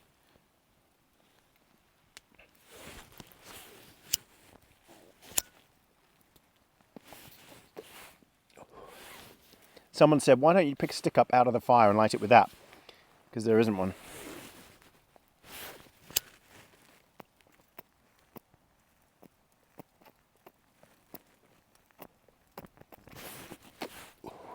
I'm not bringing my blowtorch all the way up here.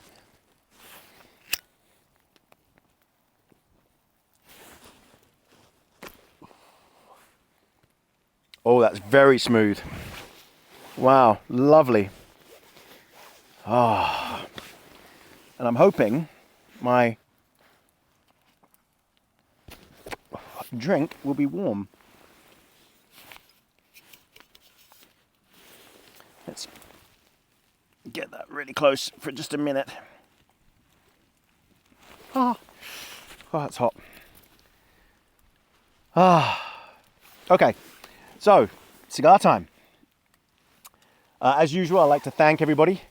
Thank all of our members on YouTube members who get to see the videos first, because that's just where I store them. It's not personal. Don't get offended. Everyone who's contributed to the channel, everyone who's done Buy Me a Coffee and members on Buy Me a Coffee, all the super thanks. Yes, our YouTube members, Patreon members, everyone who's bought merch. Like the Brucey bag. Brucey's with us here. I've got to get that made as a Bruce and Bruno one. Bless him. That shot of him there is at dinner time. He was so beautiful. So yes, thank you to everybody. Please remember to like and subscribe. So like the video and subscribe to the channel. A lot of people, we get a lot of likes. We get thousands and thousands of likes, but I'm sure some people just watch and forget to like. So it would be fantastic if they could. Also, subscribing doesn't cost anything.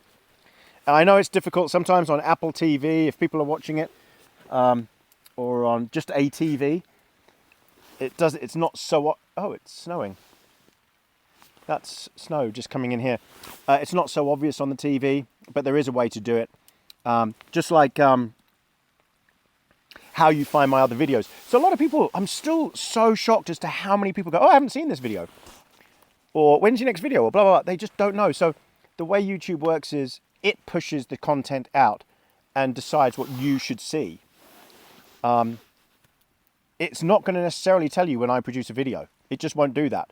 That's not how it works. The way I use YouTube on the TV is I have all my subscriptions, and on the top left side, on the left side, you go subscriptions, and then I go across and I go to each channel that I want to see what they've come out with. There usually is a blue dot if they've got a new video, but when you go to subscriptions, you can then go and see all of their videos straight away. It's that easy. It's even easier, I think, on the TV than it is on a mobile phone. Yeah, and 70% of our viewers, was it 60% of our viewers are on TV. Hey, Bruno. He's under the camera again. I think he wants the stick that's just in front of the fire. That is here. This is the one, by the way, that he stole a few videos ago when I was sitting there talking, and he came up from behind me and took it away. That's the stick. It was still there. So yeah, thank you everybody. Please like, subscribe, comment. Makes a massive difference to the channel and keeps us up here doing this in these conditions. So I just want to address something. My last video was very political. Well, had a very political component within the cigar chat. But this is cigar time, and it's, you know, we talk about stuff, news, whatever, events, and that was the biggest news. So, and I give my opinion. Bruno, please, no, go. I give my opinion. And I'm sorry if that, well, I'm not sorry, but some people get triggered because my opinion, they thought they knew me and thought, oh my God, I didn't realize you had the opposite opinion to me. That's it, I have to unsubscribe. Come on. That's exactly what I said in the video was, please don't react. It's just an opinion. Now, you know, can you imagine people sitting around a family dinner table, Sunday, wherever, and just getting up and storming out because they don't agree with their sibling or their parents, and never going back and never seeing them again? If that's the case, if that's happening, then we need to fix society, because that's really got to stop. Everyone is entitled to separate opinions, and no one should be butthurt because they don't agree with yours. That's it. So my last video was just my opinion on stuff. That's it. Go back and have a look if you want. It was the river camp.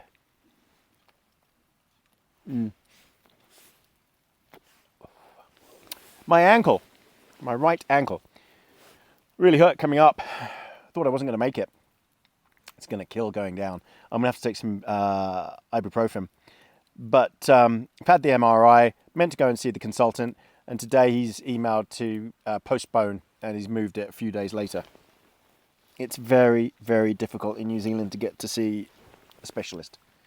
So difficult. I still don't know what the outcome's going to be. So there you go. And it's really holding me back. It's really annoying. I can't do anything.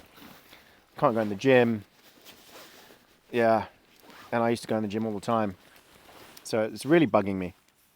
This is because I didn't toast it properly. And so it didn't get in hot enough. And it's gone out. It's not the cigar's fault, it's my fault. But it was too windy to get the Bic lighter to work.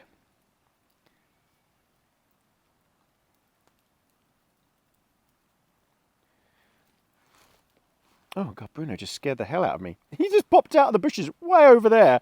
I just saw the light. I thought it was someone walking towards me. Oh God, it's creepy up here in the woods.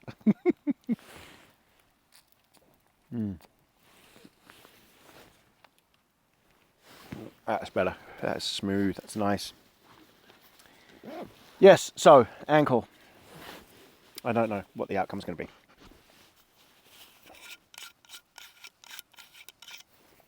Cheers, everybody.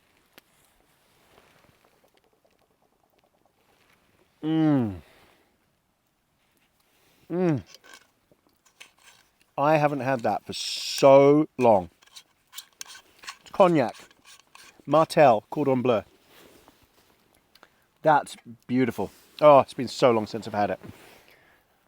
This fire, by the way, is absolutely cranking. I mean, it's almost melting my flipping leg. It's so hot, yet it's so small. Okay. I said at the end of the last video that I was going to be doing something different with a truck camp. So you're probably a bit surprised that I'm doing this. A wild camp on the tops. Hopefully with snow by tomorrow. What happened was I noticed a strange noise when we got to the campsite, when we parked up down by the river. Coming like a strange vibration coming from the truck, from the wheel. Anyway, going back home, it got worse and worse. And I called the dealer and I just said, you know, something's not right. There's a bearing has gone somewhere. So I just dropped it straight back at the dealer and it took ages to get it sorted. We had to order a new axle for the right rear wheel because the right rear wheel bearing had gone and it had basically destroyed the axle. So that had to be replaced and I only got the truck back yesterday. So I couldn't do the camp that I wanted to do. So I'll do that next time on my next camp, a truck camp. Just tiny bit of news, but I saw yesterday that I was just taken aback by the worldwide deficits, budget deficits. And they're spent and spent and spent because of COVID. Now they're spending because of to stop recession coming. It's nothing to panic about, but if you ran your books like this, it would be pretty dire. And so the US deficit is up now $1.7 trillion. 1.7 trillion. So the only way to get that back in line is to tax. So they need a strong economy there, and in all of countries, to be honest, to get the maximum tax revenue to bring that deficit right down. But this happens everywhere in the world. There's one thing that happens. It's that Democrats, Labour here, you always end up with a budget deficit and it always just balloons out of control.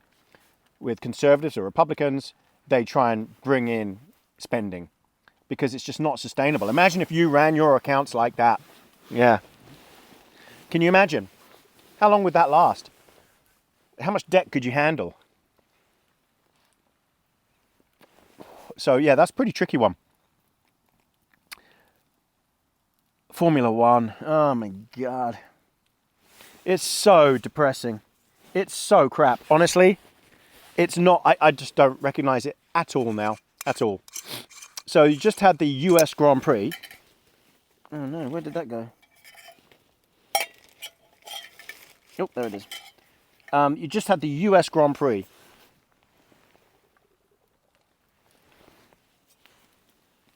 I guess it was in Austin.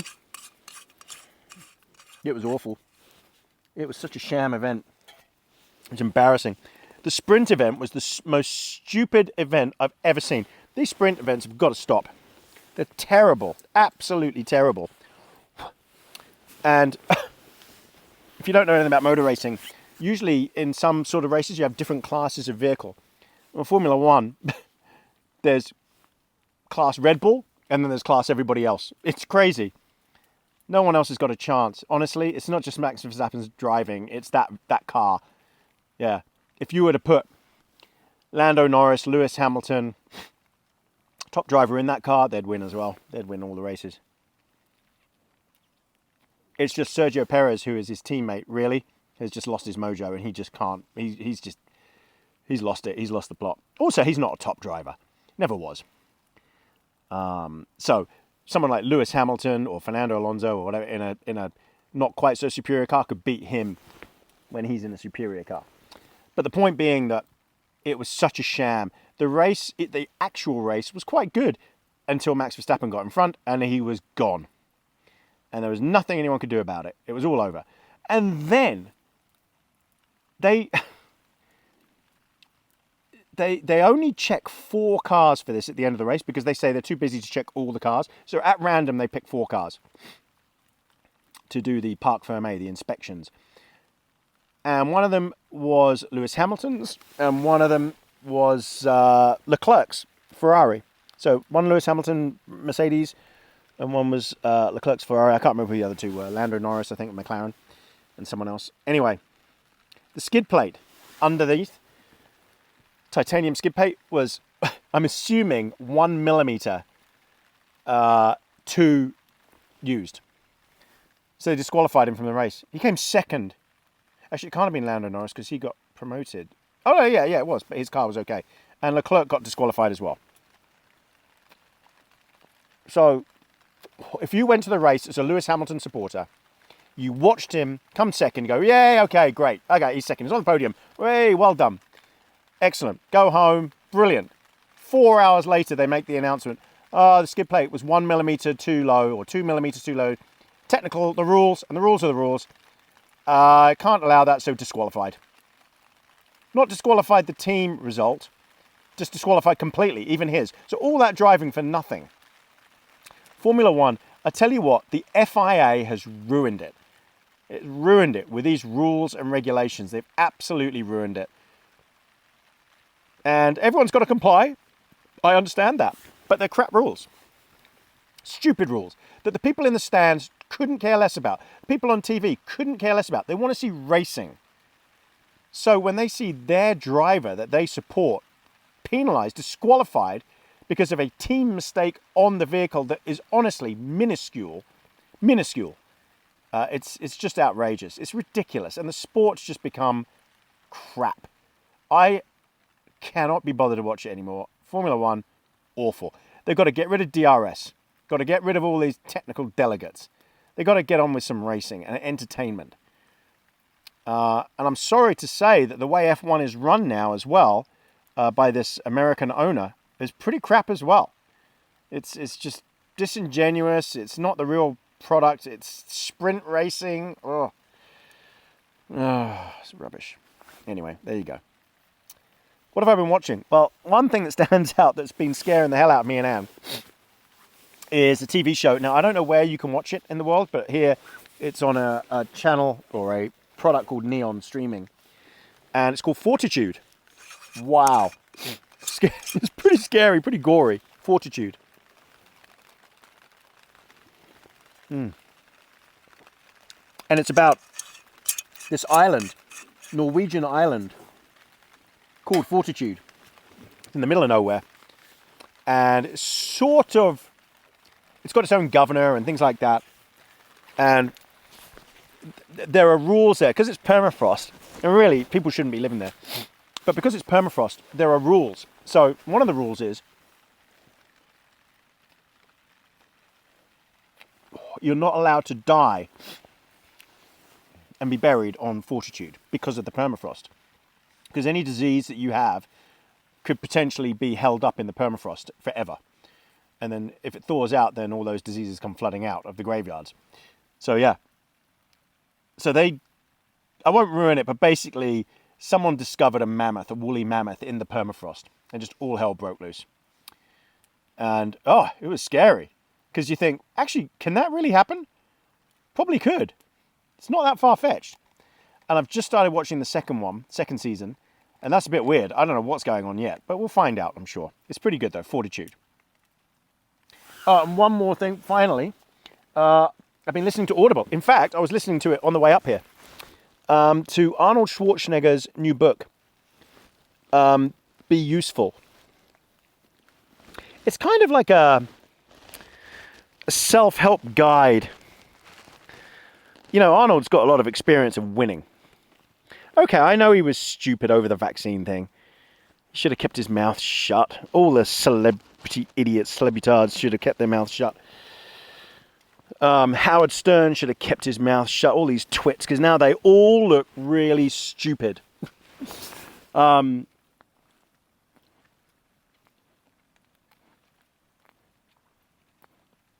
the book, Be Useful, is very good. I like it. Now, I've read Total Recall, and that was very good as well, but just for Arnold to talk about how he wins, his mental attitude, his, hating people claiming to be victims all the time, people that just can't get up and get things done, not having big enough ambitions and goals, looking at yourself in the mirror and not lying to yourself. There's a lot of truths in what he's saying. Whether you like the man or not, he's achieved a hell of a lot. A hell of a lot. And how many other people have achieved as much as he has? So, I think, and to be number one so many times, I mean, what? Champion bodybuilder, maybe the greatest of all time. He was the number one action movie star for years. A generation. California governor. Wow. Considering that he couldn't be president, he could have probably become president, So to become the governor of California, the 6th largest economy in the world in its own right, was probably the number one non-American US job he could have had. So he has a lot of experience, and you should listen to people with a lot of experience. That's what I think. I think you can learn a lot. Anyway, the book is very good. Be useful. I love the stories in it. I love his background. I love the history of where he grew up. Yeah, he's been an idiot, but he talks about that. He talks about having to come back from the brink and his lowest of lows. So, be useful. Very good. All right, everybody. It wasn't a very long cigar time.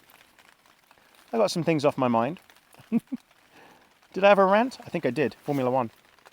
And people not liking me airing my opinion on anything. Oh, it keeps going out now because I didn't toast it properly.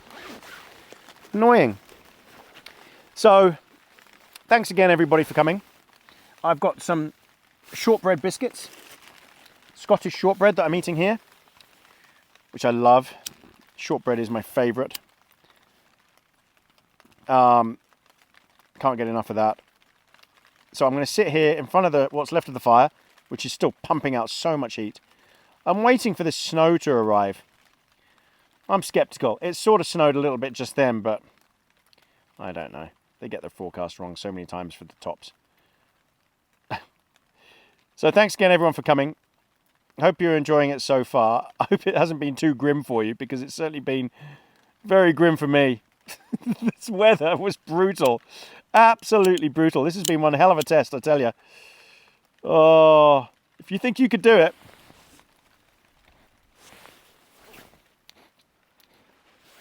come and try it. And then try and film it for YouTube.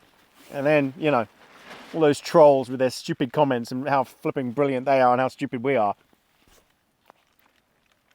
I say we because all of us camping YouTubers get attacked by the same lot, the experts, but they've never achieved anything in their lives, and they don't put anything out there for the public, and they don't film anything, so they're just losers, pond scum, as I call them. Bottom dwellers.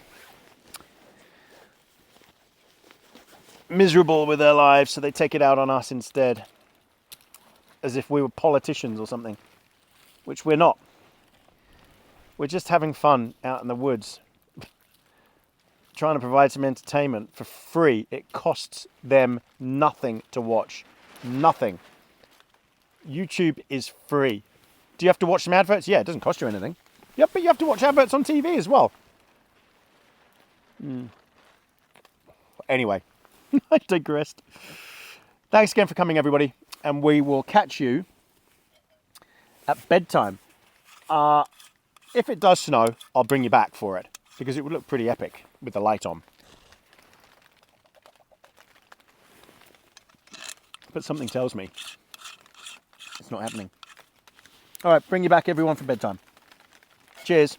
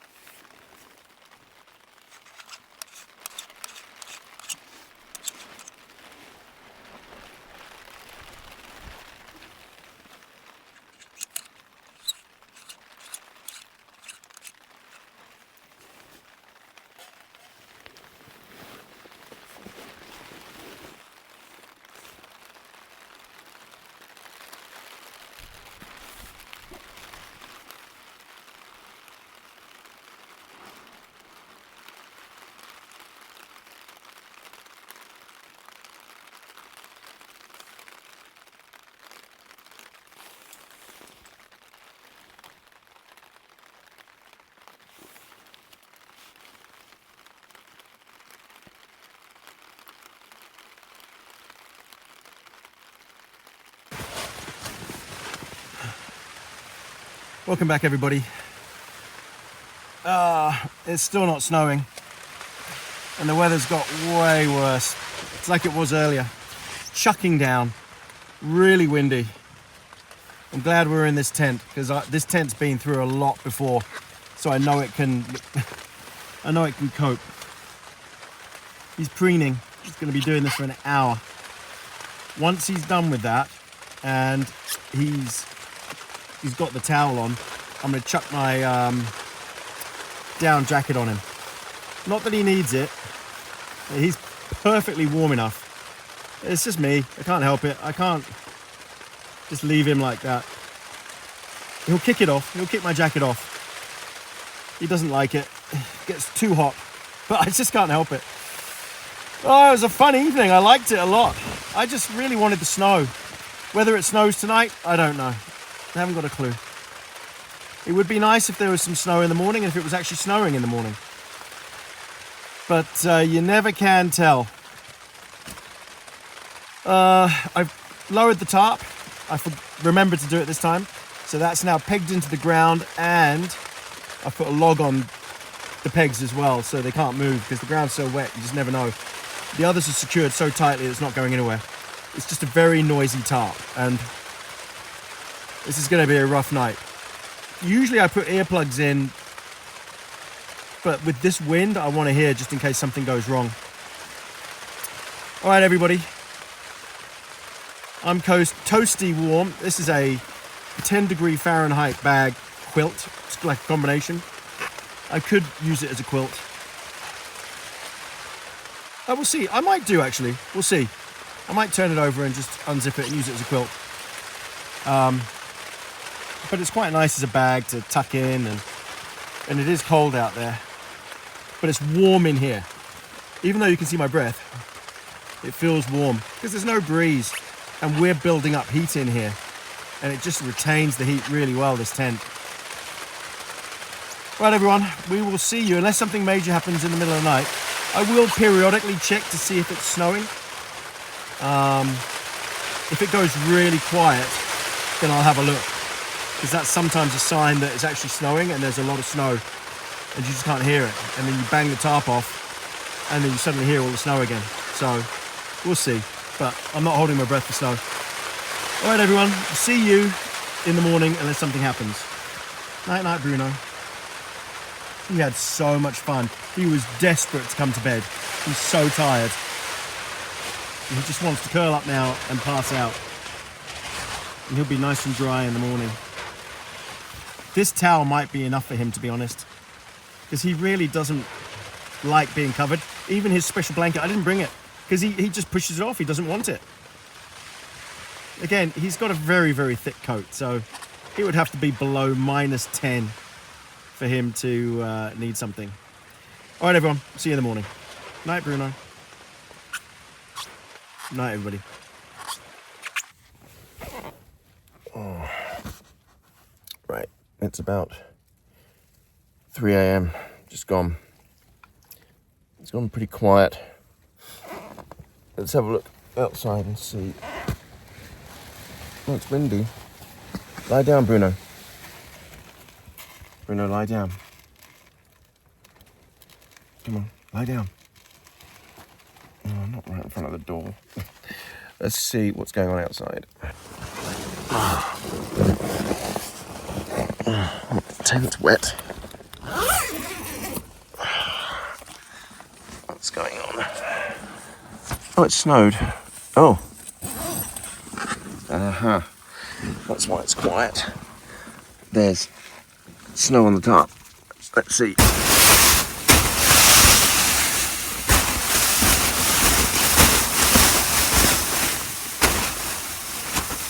Yeah, there you go. It's loud again. I need to reach the other side here and just bang this. Yeah. Okay.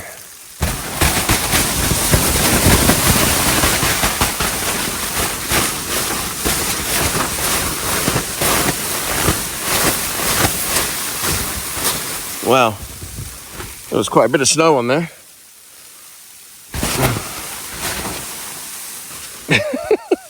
Bruno.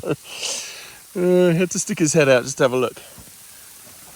Okay, well, looking all around, got all the snow off now. Yeah, it's not much, it's just a couple of inches. At least I can hear it now. Okay, let's get back to bed and leave it. Oh, it's horrible out here. I can hear it all now. I can hear the wind and I can hear the snow. So that explains it. A couple of inches. So it should be interesting in the morning. All right, everyone, bring you back in the morning. I put my coat on him and he kicked it off, as I predicted. It's quite warm. All right, night, everybody. Morning, Bruno. Morning. Morning. Morning, everybody. Oh, man. Oh, he's on me. Morning. Morning. I know. Morning, everybody. Oh, dear. Hang on. Let me just organise myself. Oh, he's lying right on top of me. Oh, he's heavy. Oh, he's heavy. That's it. He... Morning, my lovely. Oh, morning. Morning. Morning, everybody. So, that was a rough night because it was so windy, so stormy for so long. I don't think I got to sleep until 2, something like that. He did. He was zonked. He was snoring most of the night. And then I put my jacket on him and he threw it off. Didn't like it. He likes to regulate his own temperature. It's cold. I feel cold. I'm dreading going outside. I don't think it's snowing anymore. I think it's stopped, but I can hear it's windy, breezy, which means the wind chill is going to be something else. I saw that there was going to be something like a minus 16, minus 17 centigrade wind chill. So I need to get up, put all my gear on, and then we need to get out there, assess what's happening, and get coffees on, get that fire going. I've got all that wood. Ow! Hello. Hello, my lovely. He's so warm. He's lying on me now. And he's like an oven. Oh, look at him. Oh. You've got such a fast metabolism. You've got your lips stuck, haven't you?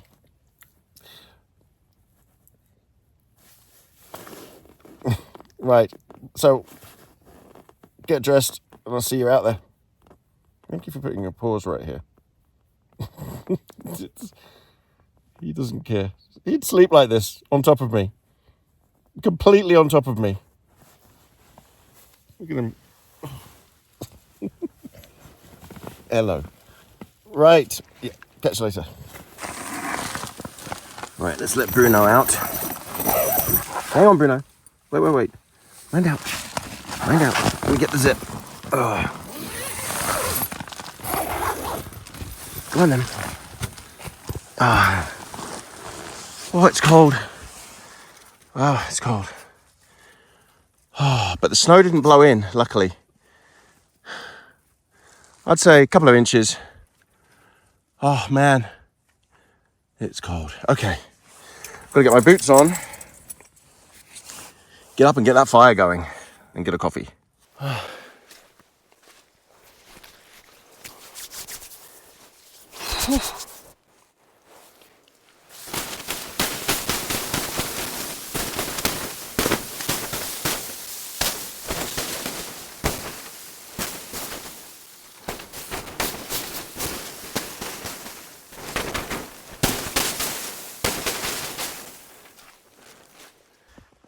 So, Bruno, where are you going? Look at that, isn't it beautiful? The wind blew most of the snow away, I think. Go on. But it's just lovely. I think there's more snow to come. We're really clagged in. It's very foggy. Can't see the mountains at all. I think it's just below 0 as well. 0 centigrade.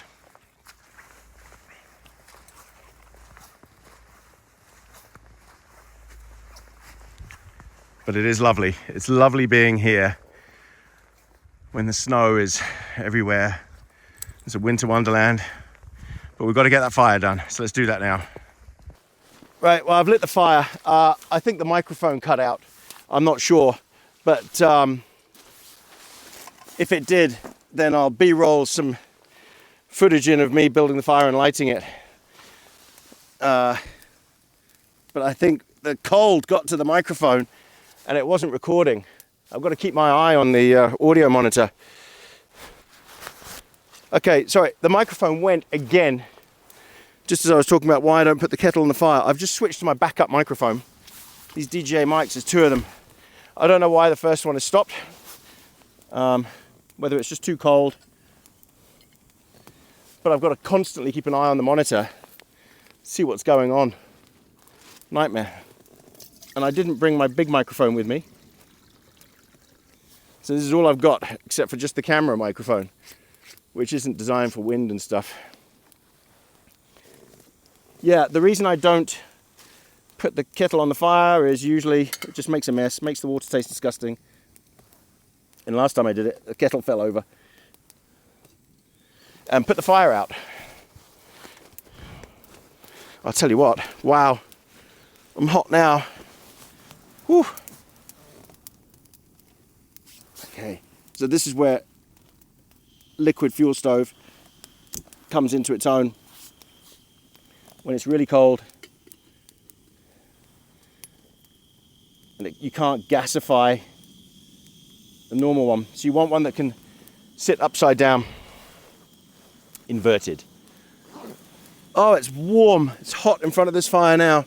That is incredible. What a difference. What a difference. I could go scavenging for more wood and just build this right up, but there really isn't any need.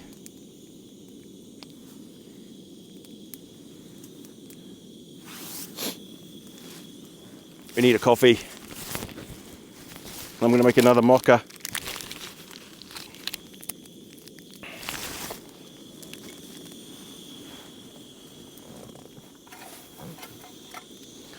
I like that this chair, this Big Agnes chair, is so strong. Big Agnes mica, I think it's called.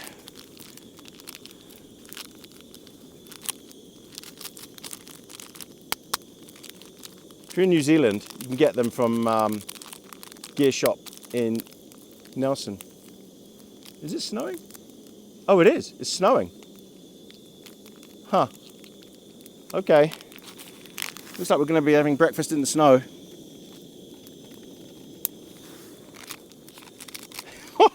So last night, man, that storm, wow, it just kicked off. It was so loud. And it was chucking with rain. The wind was just howling. Absolutely howling. And I just thought, I'm never going to get to sleep. And I didn't want to put earplugs in case something snapped or cracked or whatever. I needed to hear it. Hey, everything's steaming. My boots are steaming. That's how hot this is. I hope you can see these snowflakes. It's absolutely beautiful. Beautiful. Oh, I wonder if we're going to get heavy snow just as I'm trying to pack down. That would be my luck. Bruno, where's your stick? Where's my fire stick? I shouldn't have given it to you because I need it now. Can I have the stick? Bring the stick. Bring me my stick. Good boy. Come on. Come on. Bring it. Oh, don't drop it. Oh, he's not going to bring it. He's a cheeky one. Oh.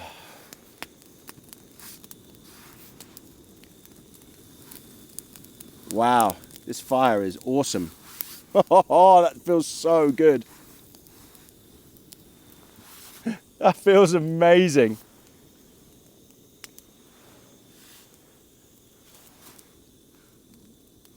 Can't explain it. Bruno, why are you moaning? He's whining and he's got a frosty nose. Come around here. Come here. Come. Come. Come here. Come on. Here. Hello. Look at his nose. Come here. Come here. He wants me to play. Come here. Come here. Come here. Wait. Stay. Look at his frosty nose. It's all right. Hmm? He wants his breakfast. I wonder how much snow we're going to get now. Oh. No, I wish I had more firewood. But it's okay. It's not that bad. All right. Okay, we're boiling.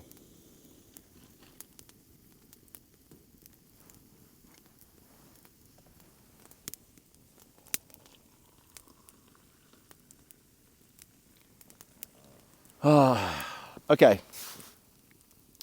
Got my coffee. We need to sort out his breakfast.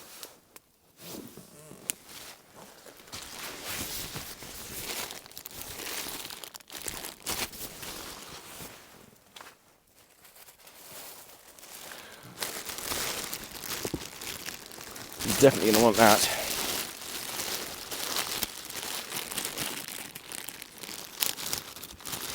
Man, that fire's hot.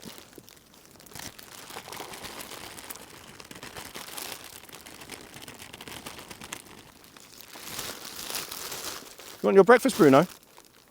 Come on. Here you go. Good boy. Okay, where's my pan? Yeah, I might sort mine out as well.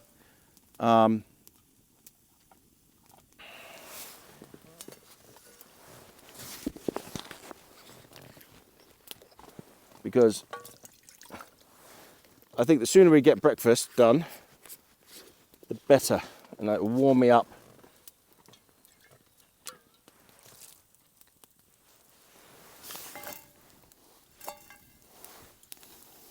Could do without coals in there. Okay.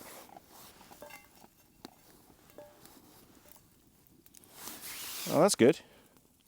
That works. Okay, so what we've got for breakfast is, let me get that other piece of butter somewhere.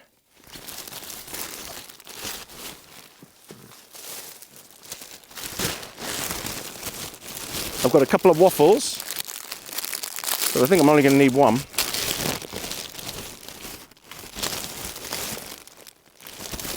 I do have some butter somewhere. I've still got some bacon, but oh, that was a lot of meat last night. I can't find anything.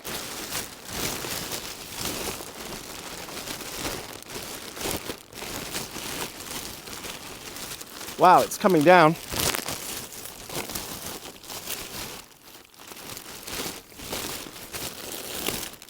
I don't know what I've done with all my food.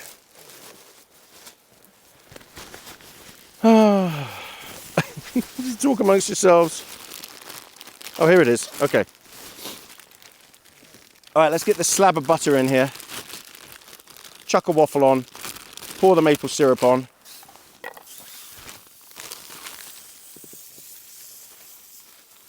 And then we're good. Wow, that's hot. Maybe too hot.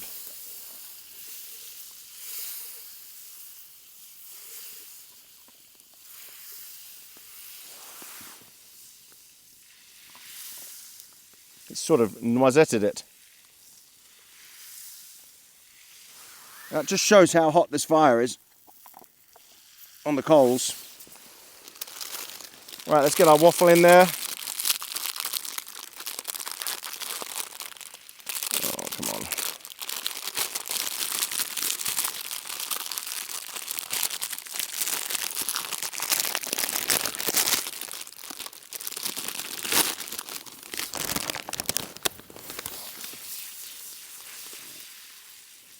Oh yeah. Now heat that up. And we'll pour the maple syrup in at the same time. Oh yeah, that's right. We're cooking the whole lot all together. heat the whole thing through. A high calorie, high sugar breakfast to keep us warm.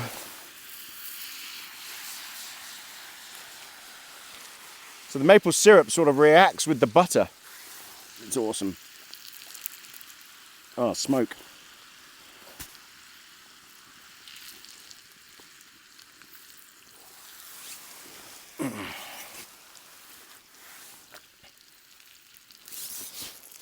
That was pretty cool. Handy little fire there. That works well. And then we will just eat straight out of the pan. Okay, let's turn that over. Oops. Come on, there we go. A bit more of a blast. Ah, it is a winter wonderland suddenly. As long as the breeze holds off, we're good.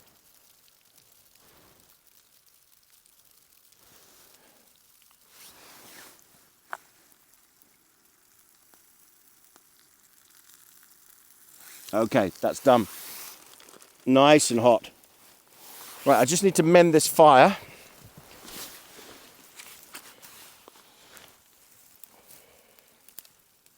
Let's see if we can't get this thing cranking again.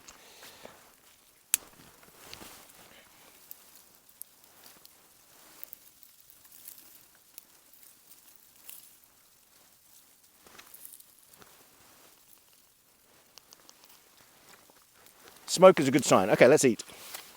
Okay. Let's see how this is. Excuse me for the triggered when I eat. Oh, hot.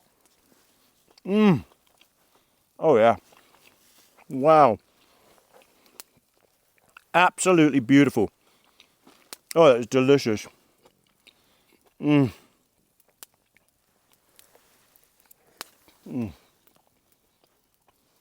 know why I haven't done that before.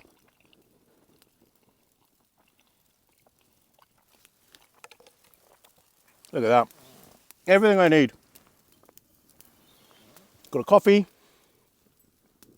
got a waffle, maple syrup, a fire, and it's snowing. It's brilliant. This is what I wanted.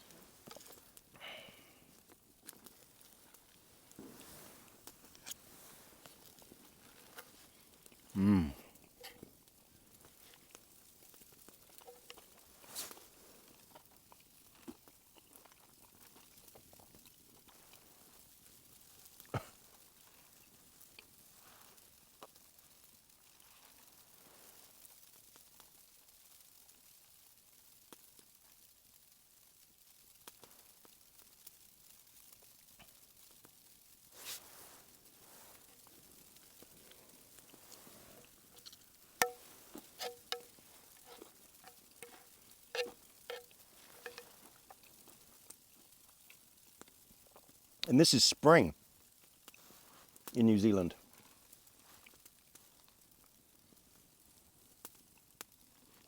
But sometimes the spring snow showers are amazing.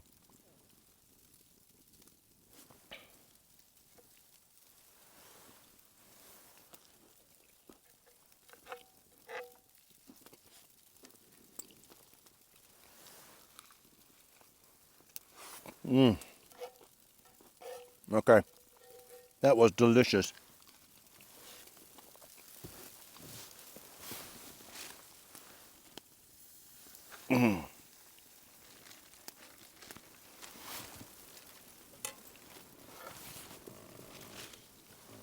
Oh, okay. I feel human now. I feel that I can deal with pack down.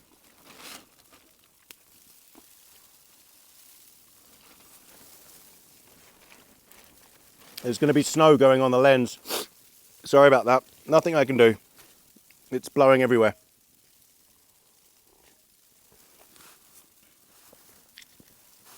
All right, everyone. I'll bring you back for pack down.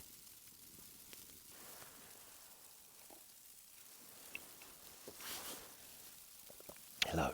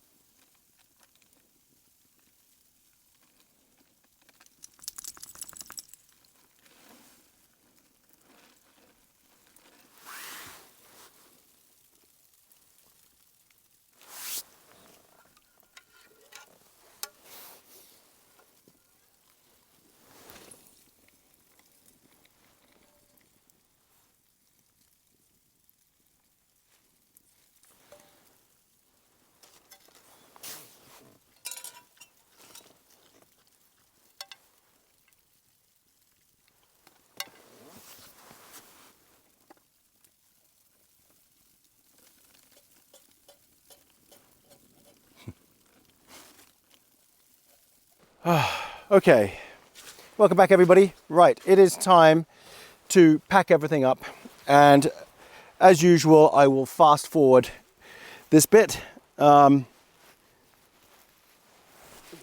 because nobody wants to see that. So we'll fast forward from now.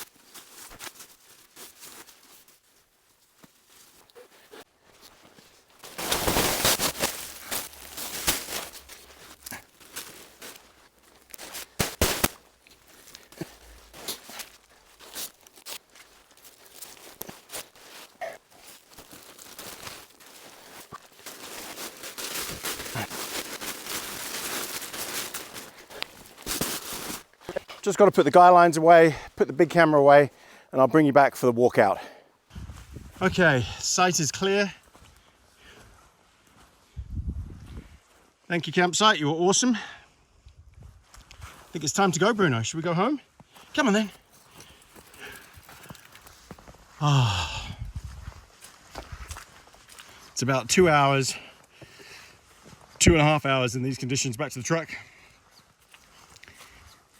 Taking my time because of my ankle. It was a fun camp, really enjoyed it. But man, it's cold now. I feel cold because pulling the tarp down and everything, your fingers get just icy and you can't really do it with gloves on. You just gotta knuckle through it, get on with it, and it's all good. All right, everyone, give you a little bit of a walkout and I'll bring you back at the truck.